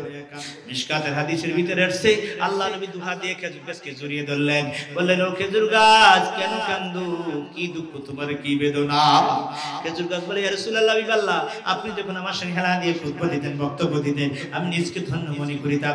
আজ আমার থেকে আপনি জুদা হয়ে গেছেন, আজ আমার থেকে আপনি আলাদা হয়ে গেছেন, এই দুঃখে আমি কান্দি। নবীজি বলেন ও খেজুর গাছ আমি তোমারে দোয়া দিয়া যাই, এই দুনিয়ায় জিন্দা হবি, তোর মাথায় অনেক খেজুর হবে, দুনিয়ার মানুষ খাবে, দোয়া করবে। খেজুর গাছ মানে ইয়া রাসূলুল্লাহ আমি তাহা চাই না। নবীজি বলেন ও খেজুর গাছ আমি তোরে দোয়া দিয়া যাই, জান্নাতের খেজুর গাছ হবি, জান্নাতের বাগানে খেজুর গাছ হবি, জান্নাতীরা খাবে তোমার ফল, দোয়া করবে। খেজুর গাছ বলে ইয়া রাসূলুল্লাহ আমি তাহা চাই না। কি চাও বলো খেজুর গাছ? খেজুর গাছ বলে ইয়া রাসূলুল্লাহ আমার বড় আশা, আমার বড় আশা আপনার সঙ্গে সঙ্গী হইয়া আমি জান্নাতে থাকতে চাই। আল্লাহ পাকের হাবিব আপনার আমার নবী দোয়া করছেন, এই খেজুর গাছকে আল্লাহ পাক খেজুর গাছের উপর দেয়া আশরাফুল মাখলুকাত বানায়া নবীর সঙ্গে আল্লাহ জান্নাত দিয়া দিবি। তো খেজুর গাছ যদি নবীকে মহব্বত করে, নবীকে ভালোবাসে জান্নাতে যায়, আর নবীর উম্মত হয়ে পুরা কবাজে দুদুকি যায়, এর থেকে হতভাগা, এর থেকে পুরা কবাজ কি হতে বাবারে। এই জন্য নবীর মহব্বত অর্জন করতে হবে। কিভাবে আসবে? সুন্নতের বা আমল করতে হবে, বেশি বেশি দুরূদ শরীফ। সিলসিলা শরীফে বর্তমান হুজুর বলেন সবসময় বলতে বাবা ঈশার পরে 100 বার দুরূদ শরীফ, 100 বার দুরূদ শরীফ পড়ো, নসিব যদি ভালো হয় দয়াল নবী জিয়ারত হয়ে যাবে। আল্লাহু আকবার। আমরা তো বুঝি না সারসিনা দরবার আশিক রাসূলের দরবার, কথা বলে ঠিক। মরহুম জীবনী খুলে দেখেন, আল্লামা আবু জাফর সালেহ রাহমাতুল্লাহ আলাইহি তিনি হজে উমরায় গিয়েছিলেন, মদিনা শরীফে জিয়ারত করে তিনি রওনা দিবেন শেষের দিন। সকলকে বললেন আজকে আগামীকাল আমাদের সফর আছে, সবাই আপনারা ঘুমিয়ে যান, আরাম করেন। রাতের গভীরে আল্লামা আবু জাফর সালেহ রাহমাতুল্লাহ আলাইহি বৃদ্ধ মানুষ, তিনি উঠলেন একা, খাদেমকেও ডাকলেন না, ওযু করলেন, জামা পরলেন, খাদেম তিনি উঠে গেলেন। দেখলেন হুজুর আমাকেও ডাকলেন, একা জামা পরে ওযু করে কই জানি দরজা খুলে রুম থেকে বের হয়ে কোথায় জানি যাচ্ছে। খাদেম পিছনে পিছনে দৌড় শুরু করলেন, গিয়ে দেখে আল্লামা আবু জাফর সালেহ রাহমাতুল্লাহ আলাইহি মসজিদ নববীর বাবু সালামের গেটের কাছে যাওয়া মাত্র, আপনারা জানেন মসজিদ নববী ইশার পরে দরজাগুলো বন্ধ করে দেওয়া হয়, আবার তাহাজ্জুদের সময় খোলা হয়। কিন্তু কাবা শরীফের দরজা খোলা থাকে, হেরেমের দরজা খোলা থাকে, কিন্তু কাবার হেরেমের, কিন্তু মসজিদ নববী ইশার পর বন্ধ, সব দরজা বন্ধ, তাহাজ্জুদের সময় আবার খুলে যায়।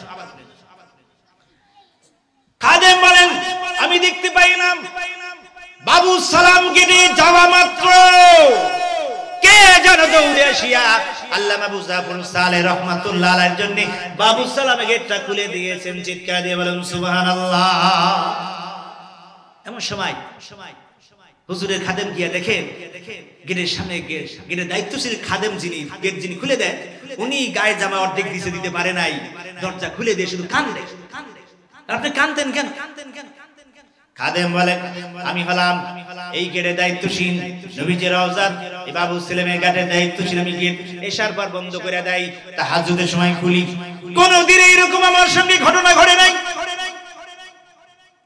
আজকে আমি নিয়ম মাফিক দরজা বন্ধ করে ঘুমিয়ে গেছি।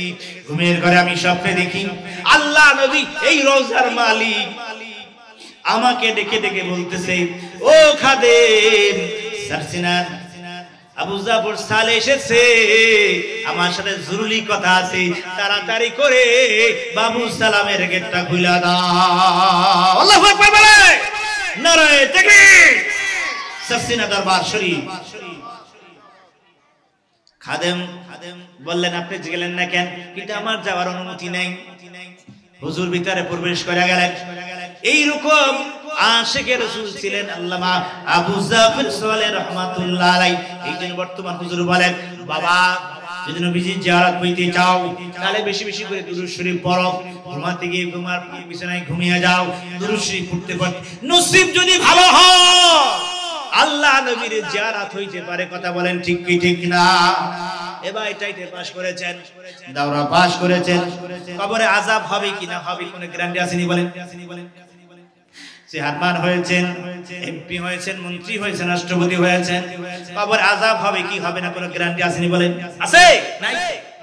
একটা গ্যারান্টি আছে, ওই মদিনার কামলিওয়ালার গ্যারান্টি। আপনার জীবনে যদি কোনোদিন দয়াল নবীজির জিয়ারত হয় তাহলে আপনি নিশ্চিত জান্নাতি, এতে কোনো সন্দেহ না। আল্লাহু আকবার। হাদিস খুলে দেখেন, বুখারী হাদিস, লাকাদ রানি ফিল মানামি হাক্কুন। যে নবীজি বলে যে ব্যক্তি আমাকে স্বপ্নে দেখলো সে সত্যি আমি নবীকে স্বপ্নে দেখলো। ফাইন্না শায়তান ইয়াতামাসসালু বি, কারণ শয়তান নবীজির সূরত ধরতে পারে না। আমাদের সিলসিলা একজন উদ্যত পুরুষ সুফি ফতেহ আলী রাহমাতুল্লাহ আলাইহি, তিনি মিলাদ শরীফ পড়তেন, কিয়াম করতেন। কিছু লোক আছে না কিয়াম করে না, মিলাদ শরীফ দিতে করে না, আছে না উল্টা পাল্টা লোক আইসা বলে হুজুর আপনি যে কিয়াম করেন দলিল কোথায় পাইছে? বলেন বাবারা ওই যে বুখারী শরীফ করে তাকে আছে, ওই বুখারীর ভিতরেতে আছে। হুজুর কি বলেন? আমরা তাকে একজন মুহাদ্দিস মানুষ, বুখারী শরীফ আমরা পড়াই, কোন জায়গাতে মিলাদ কিয়ামের দলিল পাই না। আপনি পাইছেন না? আমার ওই কিতাবে বুখারী আছে। কোন জায়গায়? খুলে যে জায়গায় খুলবেন সে জায়গায় কিয়ামের দলিল আছে। বলেন না সুবহানাল্লাহ। কয় কি?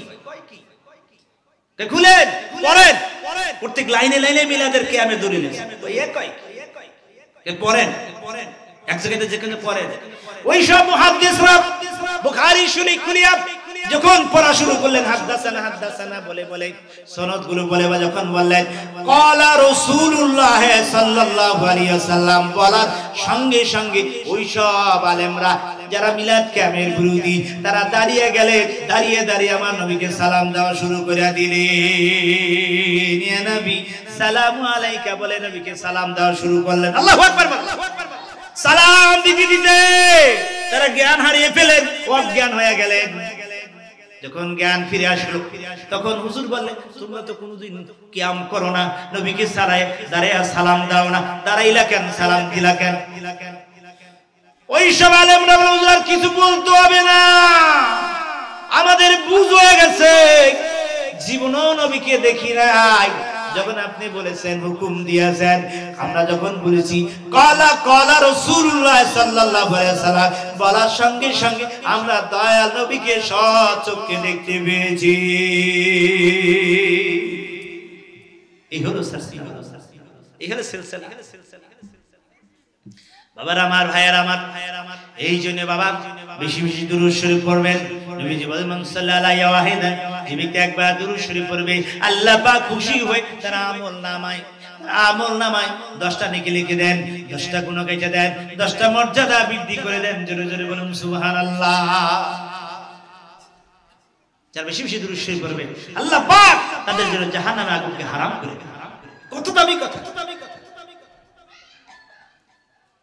हर के बाशत आमिल सल्लुमुदम, हर के बाशत आमिल सल्लुमुदम, आतोशे दोज़ख शाहवत बाय हाराम। যারা হর হামেশা বেশি বেশি দুরূদ শরীফ পড়বে আল্লাহ পাক তাদের জন্য জাহান্নামের আগুনগুলো হারাম করে দিবে। হযরত আবু বকর সিদ্দিক রাদিয়াল্লাহু তাআলা আনহু অথবা হযরত ওমর রাদিয়াল্লাহু তাআলা আনহু নবীজিকে দাওয়াত করলেন, হুজুর আপনি আগামী কাল আমার বাসায় দাওয়াত, আপনি একটু তাশরিফ দিন। হুজুর দাওয়াত কবুল করেন। হযরত আবু বকর সিদ্দিক রাদিয়াল্লাহু তাআলা আনহু নবীজি আসবেন তাই তিনি বাজারে গেলেন। বাজারে গিয়া বড় একটা মাছ কিনলেন নবীজির জন্য। বিবির কাছে গিয়ে বললেন সুন্দর করে তৈরি করো, পাক করো, রাহমাতুল লিল আলামিন আমাদের বাসায় তাশরিফ আনতেছি। বিবি সুন্দর করে মাছটাকে কুটলেন, তৈরি করলেন, মশলা মাখালেন, চুলায় আগুন ধরালেন, পাতিলে মাছ রাখলেন। আগুনের উপরে মাছের পাতিল যখন রাখলেন সঙ্গে সঙ্গে আগুনটা লিভে গেল। ব্যাপারটা কি? আগুন লিভে গেল। আবার আগুন ঝরালেন, মাছের পাতিল যখন আগুনের উপরে রাখলেন সঙ্গে সঙ্গে আগুন লিভে গেল। এভাবে চেষ্টা করতেছেন মাছের পাতিল রাখলে আগুন লিভে যায়। এমনি সময় আমার নবী, আপনার নবী দয়ার নবী হাজির হয়ে গেছে। হুজুর কাছে ঘটনা শুনালেন। আমার নবী আবু বকর, এই মাছ হইল আমার দুরুদের আশিক। সমুদ্রের ভিতরে জাহাজ যাইতেছিল, ওই জাহাজের ভিতরে এমন একজন ব্যক্তি ছিলেন যিনি আমার উপরে দুরূদ শরীফ পড়তেন। আর ওই মাছ ভাসান দিয়ে জাহাজের কানায় থেকে পাশাপাশি লেগে লেগে আমি নবীজির দুরূদ শুনতেছিল। এই দুরূদ শোনার কারণে আল্লাহ পাক দুনিয়ার আগুন, জাহান্নামের আগুন তার জন্য আল্লাহ হারাম করে দিয়েছে। আজকে সেই নবীর উপরে দুরূদ শরীফ নাই, মিলাদ শরীফ নাই আমাদের ভিতরে। কথা বলেন ঠিক কিনা? বেশি বেশি দুরূদ শরীফ পড়বেন, মিলাদ শরীফ পড়বেন। ইমাম জালালউদ্দিন সিদ্দিক রাহমাতুল্লাহ আলাইহি বলেন, যেই ঘরে, যেই মহল্লায়, যেই বাড়িতে মিলাদ শরীফ পড়ানো হয়, দুরূদ শরীফ পড়ানো হয়, সেই বাড়ি থেকে আগুন বালা, পানি বালা, হাওয়াই বালা, যাবতীয় বালা মুসিবত আমার আল্লাহ পাক হেফাজত করে। গভীর মনোযোগ। ইমাম সিদ্দিক চাকরি রাহমাতুল্লাহ আলাইহি বলেন, যে ব্যক্তি মিলাদ শরীফ পড়ে, যে ব্যক্তি দুরূদ শরীফ পড়ে, এ তো নবীর মুহাব্বতই পড়ে। ঠিক কি না বলে? আর নবীজি বলেন মানা হাব্বানি কানা মাই ফিল জান্নাহ, যে আমাকে মুহাব্বত করে সে আমার সাথে জান্নাতে যাবে। আজকে আমাদের ভিতরে নবীজি নিয়ে টানা হিসরা আছে, বিভিন্ন রকমের নবীর ইজ্জত সম্মান কে কিভাবে খাটো করা যায় এই চিন্তা, এই রকম বক্তব্য কটূক্তি করে আমাদের ভিতরে কিছু আছে কি নাই? নবীজির সম্মান, নবীজির মর্যাদা, নবীজির ইজ্জত আল্লাহ পাক এত বাড়াইছে। ওয়ারাফানা লাকা যিকরা, বন্ধু হাবিব আপনার মর্যাদা, আপনার সম্মান আমি আল্লাহ এত বাড়াইলাম, এক সবার উপরে বাড়াইলাম। ঠিক কি না বলেন? আল্লাহ পাক সমস্ত নবীদেরকে আল্লাহ পাক ইয়া আদম বলে রেখেছেন, ইয়া ইব্রাহিম বলে রেখেছেন, ইয়া ইয়াহইয়া বলে রেখেছেন। কিন্তু আল্লাহ পাক কোনদিন পুরা কোরআন শরীফে কোন জায়গায় আমার নবীকে ইয়া মুহাম্মদ বলে ডাক দেয় না। কিভাবে ডাক দিচ্ছে কত সুন্দর আদব মহব্বতের সাথে, মুহাম্মাদুর রাসূলুল্লাহ,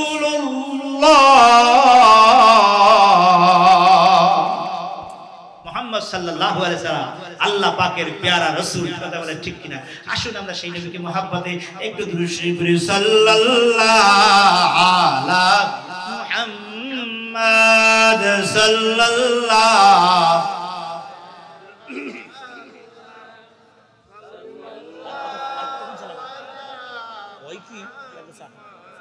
সাল্লাল্লাহু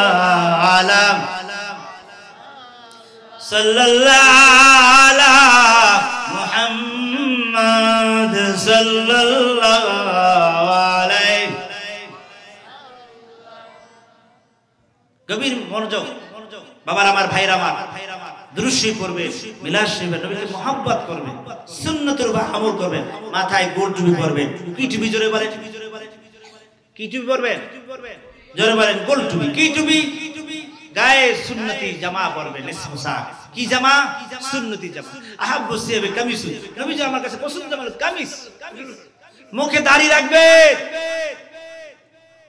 আমি কয়েকদিন আগে, আমি তো ইমাম সাহেব হিসেবে জানাজা পড়াইতে হয়, কয়েকদিন আগে একজনের জানাজা পড়াইলাম, লাশ দেখি না, মনে হচ্ছে অনেক সময় দেখি, সবাই দেখে, দেখি তাকাই দেখি সুন্দর চেহারা, চিকচিক করতেছে, সাদা চেহারা, একদম চেহারা টকটকে সাদা চেহারা, নুরানি চেহারা দেখতে মনে হলো, কিন্তু তাকাই দেখি যে দাড়িটা নাই। আমার কাছে খুব মায়া লাগলো, আরে দাড়ি নিয়ে কবর যেতে পারি, খুব মায়া লাগলো। এই জন্য বলি বাবা, এই জন্য কবর যান, সুন্নতের নবীকে মহব্বত করুন, লাভ হবে, লাভ হবে। এই জন্য আমাদের আকীদাকে সাফ করতে হবে, নবীর ইজ্জত সম্মান মহব্বত আমাদের করতে হবে। আমার নবী হলেন শেষ নবী। জোরে বলেন কি নবী? আরো জোরে বলেন কি নবী? আমাদের নবীর পর আর কিন্তু নবী নাই। কিন্তু নবীজি দুনিয়া থেকে বিদায় হয়ে গেছে, কিন্তু তার নবুয়ত বাত আছে, এখনো বহাল আছে কি নাই? এখন নবীজির উপর কলমা পড়লে মুসলমান হয় কি হওয়া যাবে কি যাবে না? কিন্তু পূর্ব নবীরা দুনিয়া থেকে চলে গেছেন, তাদের নবুয়ত ক্যান্সেল হয়েছে। কিন্তু আমার নবীজি দুনিয়া থেকে বিদায় হয়ে গেছে, তার নবুয়ত ক্যান্সেল হয়েছে। কোরআন বলছে, মা কানা মুহাম্মাদুন আবা আহাদিম মির রিজালিকুম ওয়ালাকিন রাসূলুল্লাহ, আল্লাহু আকবার, ওয়ালাকিন রাসূলুল্লাহ ওয়া খাতামান নাবিয়্যিন। আল্লাহু আকবার। আল্লাহ পাক বললেন আপনার আমার নবী হলো তিনি আল্লাহর রাসূল ওয়া খাতামান নাবিয়্যিন, তিনি শেষ নবী। আমাদের নবীর পরে আর কোন নবী আসবে? একটু মহব্বতে দুরূদ শরীফ পড়েন, সাল্লাল্লাহু আলা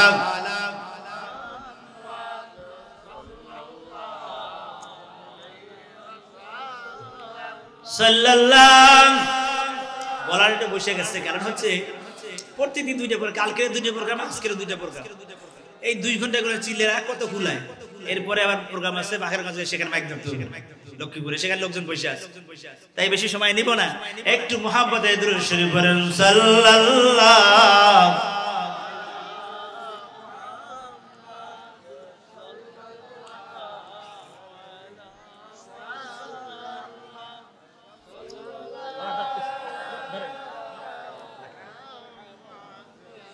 সাল্লাল্লাহু আলাইহি।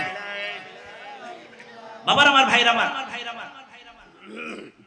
নবীজিকে আজকের আমাদের সমাজের ভিতরে দলাদলি আছে কি নাই? মতপার্থক্য আছে কি নাই? হুজুরদের ভিতরে কত দল আপনি জানেন? অনেক দল আমাদের ভিতরে। সবাই বলে আমারটা ঠিক, আমারটা ঠিক, কোনটা ঠিক আল্লাহই ভালো জানে, ঠিক কি না বলে? নবীজি বলে গেছেন কথা, ইন্না মিন বানি ইসরাঈল তাতাফাররাকাত আলা সিনতাইনি সাবিনা মিল্লাহ। বনি ইসরাঈল 72 দলে বিভক্ত হয়েছিল। আওয়াজ দিয়ে বলেন কয় দলে? এই 72 দলের ভিতর থেকে নবীজি বলছেন আমার উম্মতরা হবে 73 দল। আমাদের ভিতরে কয় দল হবে? আমাদের হুজুরদের ভিতরে কয় দল হবে? এই 73 দলের ভিতরে নবীজি বলছেন 72 দল আমার উম্মতের দোজখে যাবে। একদল জান্নাতে যাবে, সাহাবায়ে কেরাম রাসূলুল্লাহ বিল্লাহ একদল জান্নাতে যাবে, তাদেরকে চিনব কি করে? হুজুর বলেন মা আনা আলাইহি ওয়া সাহাবী, আমি এবং আমার সাহাবায়ে কেরামের দলে পথে যারা থাকবে তারাই জান্নাতে যাবে। আমরা আল্লাহ নবী সাহাবায়ে কেরামের দলে মতে থাকতে চাই কি চাই না? অথবা চাই কি চাই না? এই হাদিসের ব্যাখ্যায় মোল্লা আলী কারি রাহমাহুল বারি তিনি বলেছেন হুম আহলুস সুন্নাত ওয়াল জামাত, যারা আহলে সুন্নাত আকীদা পোষণ করবে তারাই জান্নাতে। ঠিক কি না বলেন? এইজন্য আমাদের আকীদাকে সাফ করতে হবে, আকীদাকে সুন্দর করতে হবে। দেখলাম কয়েকদিন আগে এক মৌলভী সাহেব বলল সাহাবায়ে কেরাম নাকি মিয়ারে হক, ইদানি সত্যের মাপকাঠি না। এ ভাই, সাহাবায়ে কেরাম যদি সত্যের মাপের না হয় কি হবে? সাহাবায়ে কেরামের সাথে ইহানাতমূলক কথা বললে ঈমান থাকে? মুরব্বি আব্দুল কাদের রাহমাতুল্লাহ আলাইহি তিনি বলেন সাহাবায়ে কেরাম যে ঘোড়ায় চড়ে গেছে, ঘোড়ার পায়ের পুরা নিচে ধুলা আছে না, এই ধুলা যে উড়ে গেছে, এই ধুলার যে দাম আমি মুরব্বি আব্দুল কাদের সেই দাম না। আল্লাহু আকবার। লা তামুসুন নারু মুসলিমান রানি আও রানি মাররানি। নবীজি বলেছেন যারা আমাকে দেখেছে মুসলমানরা ঈমান অবস্থায় তারা সবাই তাদেরকে জাহান্নামে স্পর্শ করবে না, অর্থাৎ সমস্ত সাহাবায়ে কেরাম জান্নাতি। আল্লাহু আকবার। কারণ তারা নবীকে দেখেছে। গভীর মনোযোগ। সাহাবায়ে কেরাম তাদের অবদানেই তো আমরা ইসলাম পাইছি, কিনা বলেন? আমরা যে মুসলমান, আমরা বিপদ দেখলে মুসিবত দেখলে ইসলাম তুই পলাই যাই, ঠিক কিনা বলেন? কিন্তু সাহাবায়ে কেরাম ইসলামের জন্য জীবন দিয়েছে, ঠিক কিনা? সাহাবায়ে কেরাম ইসলামের জন্য জীবন দিয়েছে। আর কোরআন শরীফে আল্লাহ পাক কথা বলছেন সাহাবায়ে কেরাম কাফেরদের ব্যাপারে খুব কঠোর, কোনো কম্প্রোমাইজ করে না, কোনো সমঝোতা করে না। আল্লাহ তাআলা বলেন ওয়াল্লাযীনা মাহু আশিদ্দাউ আলাল কুফফার। আল্লাহু আকবার। অসুবিধা আছে? ভয় পাইতেছে? চিৎকার দিয়ে আল্লাহু আকবার। হয় না? আরো জোরে আল্লাহু আকবার। এইবার মোটামুটি হইছে। আল্লাহ তাআলা বলেন সাহাবায়ে কেরাম কাফেরদের বজ্র কঠোর। আজকে মরমুজুর বলতেন, আল্লামা আবু জাফর সালাম বলতেন আল কুফরু মিল্লাতু, সব কাফের এক। আসলে এই যে দেখেন ফিলিস্তিনি মুসলমানদের মেরে মেরে ইসরায়েলি ইহুদিরা শেষ করে দিল। ফিলিস্তিনি মুসলমানদের পক্ষে আমরা মুসলমান ঐক্যবদ্ধ হয়ে সহযোগিতা করতে পারলাম না, আর সমস্ত কাফেররা ঐক্যবদ্ধ হয়ে ইসরায়েলি ইহুদিদেরকে সাহায্য করতেছে। কথা বলেন ঠিক কিনা? বাবার আমার, ভাইয়ের আমার, সাহাবায়ে কেরাম ছিল বজ্র কঠোর, কোনো কম্প্রোমাইজ করে নাই, সমঝোতা করে নাই। আমার নবীজি যখন দিনে দাওয়াত শুরু করলেন তখন কাফেররা এসে বলল আবু তালেব তোমার ভাতিজা নতুন ধর্মের প্রচলন করতেছে, আমাদের বাপ দাদা 14 গোষ্ঠী ধর্মের উপরে চুনকালির বিচার করো। না হয় আবু তালেব তোমার ভাতিজাকে আমাদের হাতে ছেড়ে দাও। আবু তালেব বলতেন আমি আমার ভাতিজা ধর্ম গ্রহণ করব না, ঠিক, তবে আমি থাকতে আমার একটি মশাই ভাতিজাকে তোমার হাতে ছেড়ে দিতে পারি না। কাফেররা এটা হবে না, বুদ্ধি করল আর একটা সমঝোতা করা যায় কিনা? যে বলল আবু তালেব এটা প্রস্তাব দাও ভাতিজারে, আমরা একদিন তোমার ভাতিজার আল্লাহর ইবাদত করব, আর একদিন তোমার ভাতিজা আমাদের মূর্তি পূজা করবে, কোনো দ্বন্দ্ব নাই, মিলেমিশে থাকি। যখন আবু তালেব কথা বললেন সঙ্গে সঙ্গে আয়াত নাযিল করলেন আল্লাহ পাক লাকুম দীনুকুম ওয়ালিয়া দীন, তাদের ধর্ম তাদের করতে, আপনার ধর্ম আপনার ধর্ম আপনার, আপনি যারা ইবাদত করেন তারা তার ইবাদত করে না। সুতরাং কোন সমঝোতা। এই জন্য আল্লাহ পাক বলেন ইয়া আইয়ুহান নাবিয়্যু জাহিদিল কুফারা ওয়াল মুনাফিকিন, হে নবী আমার দোস্ত আপনি মুনাফিক কাফেরের বিরুদ্ধে জিহাদ করুন, লড়াই করুন। কথা বলেন ঠিক কি না? আমার নবীজি লড়াই করছে কি করে নাই? যুদ্ধ করছে কি করে নাই? বদর যুদ্ধ করেছেন, উহুদের যুদ্ধ করেছেন, খান্দকের যুদ্ধ করেছেন, আমার নবীজি লড়াই করেছেন, জিহাদ।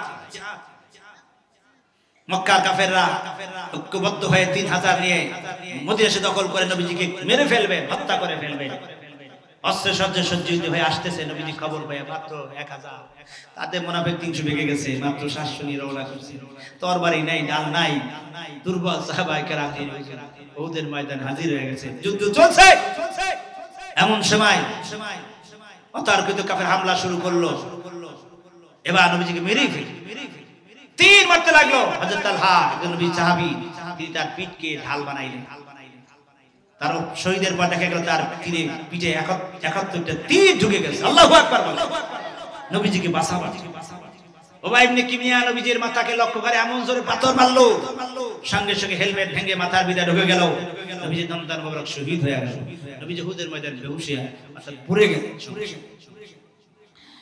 কাফেররা খবর ছড়াইয়ে দিল, কুতিলা মুহাম্মদ, মুহাম্মদ দুনিয়ায় নাই, মুহাম্মদ দুনিয়ায় নাই। সাহাবায়ে কেরাম যখন এই আওয়াজ শুনল অস্থির হয়ে গেল, পাগল পারা হয়ে গেল। আহারে নবীজি যদি না থাকে কার জন্য বেঁচে থাকবো, কার জন্য বেঁচে থাকবো, বেঁচে থেকে লাভ হবে। মদিনায় খবর হয়ে গেছে, মদিনার অলিতে গলিতে ছোট ছোট বালক বালিকারা বের হয়ে পড়ছে, আওয়াজ দিতেছে, আহারে দয়ার নবী দুনিয়ায় নাই, দয়ার নবী দুনিয়া থেকে বিদায়। মদিনার অলিতে গলিতে কান্নার আওয়াজ, কুতিলা মুহাম্মদ, মুহাম্মদ নাই রে, মুহাম্মদ দুনিয়া থেকে বিদায়। হযরত হানজালা রাদিয়াল্লাহু তাআলা আনহু নবীজির প্রিয় সাহাবী, তিনি ফরজ গোসল তার উপরে ছিল, গোসল ফরজ ছিল, ফরজ গোসল করার জন্য তিনি পানির কাছে গেছিলেন। এমন সময় তিনি আওয়াজ শুনতে পেলেন, কি যেন বলে, কারা জানে বলতেছে নবীজি নাকি দুনিয়ায় নাই, নবীজি নাকি দুনিয়া থেকে বিদায় হয়ে গেছে উহুদের ময়দানে। হযরত হানজালা সঙ্গে সঙ্গে গোসলের কথা ভুলে গেলেন, দৌড়ে গিয়ে বিবির কাছে, বিবি তরবারিটা দে, ঢালটা দে, দেখা হবে মাশারের ময়দানে। আল্লাহু আকবার বলে তরবারিটা দাও, ঢাল দাও। উহুদের ময়দানে গেল, নবীজি শহীদ হয়ে গেছে। দেখলেন কত নবীর প্রেম, কত ভালোবাসা নবীর জন্য। বিবির কাছ থেকে তরবারি নিয়ে, ঢালটা নিয়ে হযরত হানজালা উহুদের ময়দানে দৌড়ে চলে গেলেন, যুদ্ধ করতে লাগলেন, যুদ্ধ করতে লাগলেন। কাফেরদেরকে কুচুকটা করে করে হযরত হানজালা নিজে উহুদের ময়দানে শহীদ হয়ে গেল।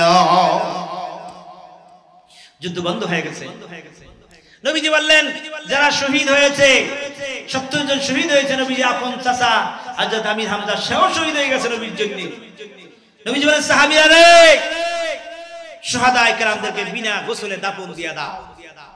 কুরআন বলছে, ওয়ালা তাকুলু লিমান ইউকতালু ফি সাবিলিল্লাহি আমওয়াত বাল আহইয়াউ ওয়ালাকিন লা তাশউরুন। যারা আল্লাহর রাস্তায় শহীদ হয় তাদেরকে তোমরা মৃত্যু বলো না, বাল আহইয়া, আল্লাহ বলেন জিন্দা। নবীজি বললেন, সাহাবীরা রে, শহীদদেরকে বিনা গোসলে দাফন দিয়া দাও। শুহাদায়ে কেরামের বিনা গোসলে দাফন চলছে। এমন সময় হুজুর দেখে এক বোরকা পরিহিত রমণী এসে হুজুরকে সালাম দিয়ে বললেন, ইয়া রাসূলুল্লাহ, আপনি আপনার প্রাণ প্রিয় সাহাবী হযরত হানজালা স্ত্রী, হুজুর আমার একটা আবদার, সকল শহীদদেরকে আপনি বিনা গোসলে দাফন দিয়া দিবেন, কিন্তু আমার প্রাণের স্বামীকে আপনি বিনা গোসলে দাফন দিবেন না। কেন? এই জন্য যে আমার স্বামীর উপরে গোসল ফরজ। সে শুনতে পেল মদিনার ছেলেরা, মদিনার মেয়েরা, মদিনার বালকেরা বলতেছে, আপনি নাকি দুনিয়ায় নাই। মদিনার ছেলেরা মদিনায় এত হুজুরকে ভালোবাসে। যেদিন মক্কা থেকে হিজরত করে মদিনা নবী আসছিলেন, ওই সব ছেলেরা হুজুরের উটকে ঘেরাও দিয়ে ধরে সবাই বলতেছিল, তালাল বদরু আলাইনা মিন সানিয়াতিল বিদাই ওয়াজাবা শুকরু আলাইনা মাদআ লিল্লাহি দাই। ও মদিনার ছেলেরা, ও মদিনার মেয়েরা, আয় আয় দেখিয়া যা, মদিনায় পূর্ণিমার চাঁদ উঠেছে। মদিনার ছেলেরা মদিনার হুজুরকে জড়াই ধরলেন, উটের চারপাশে দাঁড়ায়া কবিতা পড়তেছে। হুজুরকে দেখতে কষ্ট হয়। ওমর রাদিয়াল্লাহু তাআলা বললেন, আবু বকর বলে, ইয়া রাসূলুল্লাহ, হুজুর বাচ্চাদেরকে দেখতে আপনার কষ্ট হয়।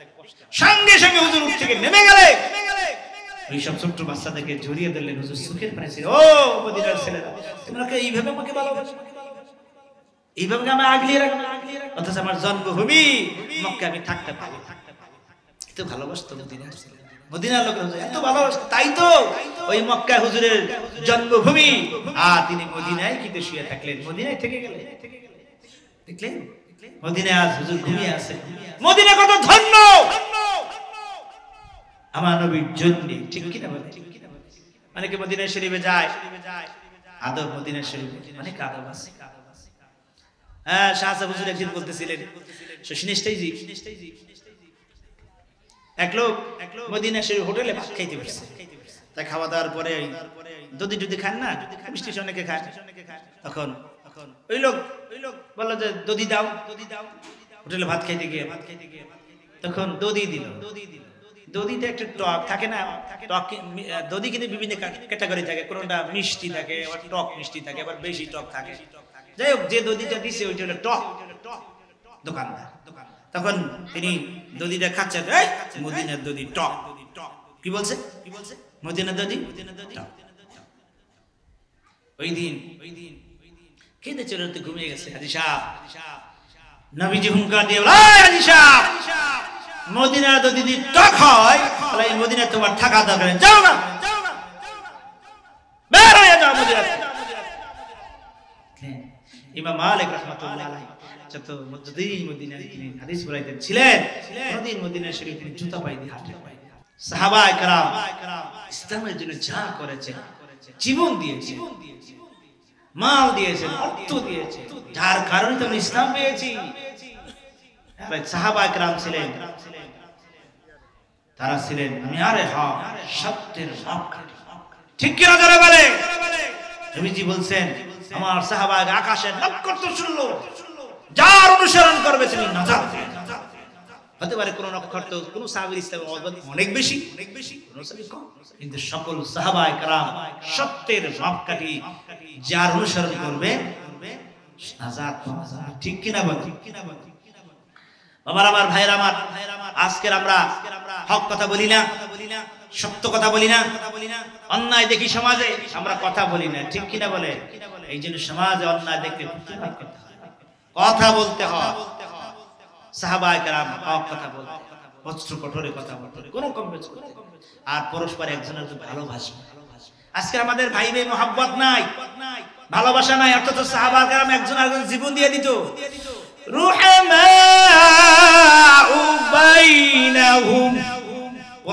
পরস্পরে সহনশীল, সহনশীল, সমঝোতা, সবাই মহব্বত। যারা মক্কা থেকে হিজরত করে মদিনা আসলেন তাদেরকে বলা হয় মুহাজির, আর মদিনার সাহাবাদেরকে বলা আনসার, যারা সাহায্য। যখন সাহাবারা বিপদগ্রস্ত হয়ে হিজরত করে মদিনা আসছে, মদিনার আনসার সাহাবীরা তাদের দুটো বাড়ি ছিল, একটা বাড়ি দান করে দিয়েছে। সুবহানাল্লাহ। যাদের 2 দিনের খাবার ছিল, একদিনের খাবার দান করে দিয়েছে। যাদের 2 জন স্ত্রী ছিল, একজন তালাক দিয়ে মুহাজির ভাইদেরকে দান করে দিয়েছে। কত ভালোবাসা! সাহাবায়ে কেরামের বিপদে একজন আগে এগিয়ে আসতো। আমরা তো শুধু নামে মাত্র আল মুসলিম আল আকুল ভাই, আমাদের ভাই ভাই মহব্বত নাই। নবীজি বলেন তোমরা একজন একজন ভাই, লা ইসলিম ওয়ালা ইসলিম, কেউ জুলুম করতে পারে না, বিপদে ঠেলে দিতে পারে। ঠিক কিনা বলে? মিল মহব্বত নাই আমাদের। সাহাবায়ে কেরাম একজন আরেকজনের জীবন দিয়ে মহব্বত। উমাইয়া ইবনে খালফের কেনা গোলাম ছিল, যার নাম হলো বেলাল। ইসলাম কবুল করলে, ইসলাম কবুল করার কারণে তার মনিব কুখ্যাত কাফের ইহুদি এসে, এই বেলাল তুমি কি মুসলমান হইছো? আমি তো দায়িত্ব হলো কাজ করা, সকাল থেকে সন্ধ্যা কাজ করতেছি, কিন্তু আমি কাকে ভালোবাসি না, এটা আমার ব্যক্তিগত ব্যাপার। ওইসব কথা বললেন না, ইসলাম ছাড়ো, নবীর মুহাব্বত ছাড়ো। তিনি বললেন আমি আমার জীবন চলে যাবে, কিন্তু নবীর মুহাব্বত ইসলাম আমি ছাড়তে পারবো। আজকে খানা বললেন আপনার পাওয়ার আছে, খাবার বন্ধ করে দেন। তখন দেখলো বেলালের ঈমান এত মজবুত, এই যুবকরা, বেলাল হাতে রশি লাগা, টানিয়া টানিয়া মুরুমাদের নিয়ে যা, পিটা। বেলালের পিটায় সমস্ত শরীর ক্ষত বিক্ষত হয়ে যায়। তারপরে তিনি আওয়াজ দিচ্ছেন, আহাদুন আহাদুন আহাদুন, এক আল্লাহ, এক আল্লাহ, আল্লাহু আকবার বলে। গভীর মনোযোগ। বেলালের হাতে রশি লাগায়া মরু ময়দানে টানিয়া টানিয়া নিয়ে বুকের উপরে আবু জাহল বড় একটা পাথর চাপা দিয়েছে, যাতে বেলাল দুকি দুকি মরে যায়। বেলাল আওয়াজ দেয়, আহাদুন আহাদুন বলে আওয়াজ দেয়, এক আল্লাহ এক আল্লাহ বলে আওয়াজ দেয়। চিৎকার দিয়ে বলুন সুবহানাল্লাহ। বেলালের কান্না কাউকে থামাইতে পারে নাই। ওই পার দিয়ে যাচ্ছিলেন হযরত আবু বকর সিদ্দিক রাদিয়াল্লাহু তাআলা আনহু। তিনি দেখলেন বেলালের এই অবস্থা, দেখি তিনি আর সহ্য করতে পারলেন না।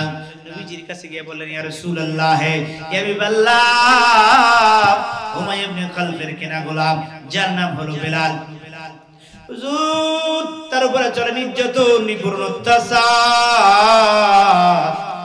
হুজুর এই অবস্থা আমি দেখেছি, হয়তো বেলাল কখনই জেনে মরে যাবে, শ্বাস বন্ধ হয়ে যায়, তারপরও সে আহাদুন আহাদুন, এক আল্লাহ বলে আওয়াজ দেয়। কতবার ওই ইমানই মজবুত ছিল, এত নির্যাতন নিপীড়নের পরও বেলাল আহাদুন আহাদুন বলে আওয়াজ দেয়। গভীর মনোযোগ। আমার নবীজি ডেকে বললেন, সাহাবীরা রে, কে পারবি বেলালকে মুক্ত করে আমার দরবারে হাজির করে দিতে পারবে? আবু বকর বলে, হুজুর আপনি দোয়া করেন আমি যেন বেলালকে মুক্ত করে আজাদ করে আপনার দরবারে হাজির করে দিতে পারি। বেলালের মনিবের কাছে তিনি হাজির হয়ে বললেন, ও বেলালের মনিব, এই বেলাল তো তোমার কথা শুনে না, এই গোলামটা তোমার কথা শুনে না, এরা কি লাগবে বিক্রি করে না? বিক্রি করবো তো কালো, বাজার দাম কম, পিটে পিটে তো শেষ করে দিছি, কে কিনবে? তুমি কিনবা? হ্যাঁ কিনবো। কত এত দাম দিয়ে তিনি মুক্ত করলেন বেলালকে, না আজাদ করে নবীজির কাছে নিয়ে গেলেন। নবীজি বললেন, বেলাল রে, আজ থেকে তুমি আজাদ, আজ থেকে তুমি মুক্ত। জোরে বলেন সুবহানাল্লাহ। বেলাল বলে, হুজুর বলেন, বেলাল আজ থেকে তুমি আজাদ, আজ থেকে তুমি মুক্ত। ইচ্ছা করলে তুমি তোমার বাবার কাছে, তুমি তোমার মার কাছে চলে যেতে পারো, তুমি তোমার আত্মীয় স্বজনের কাছে চলে যেতে পারো।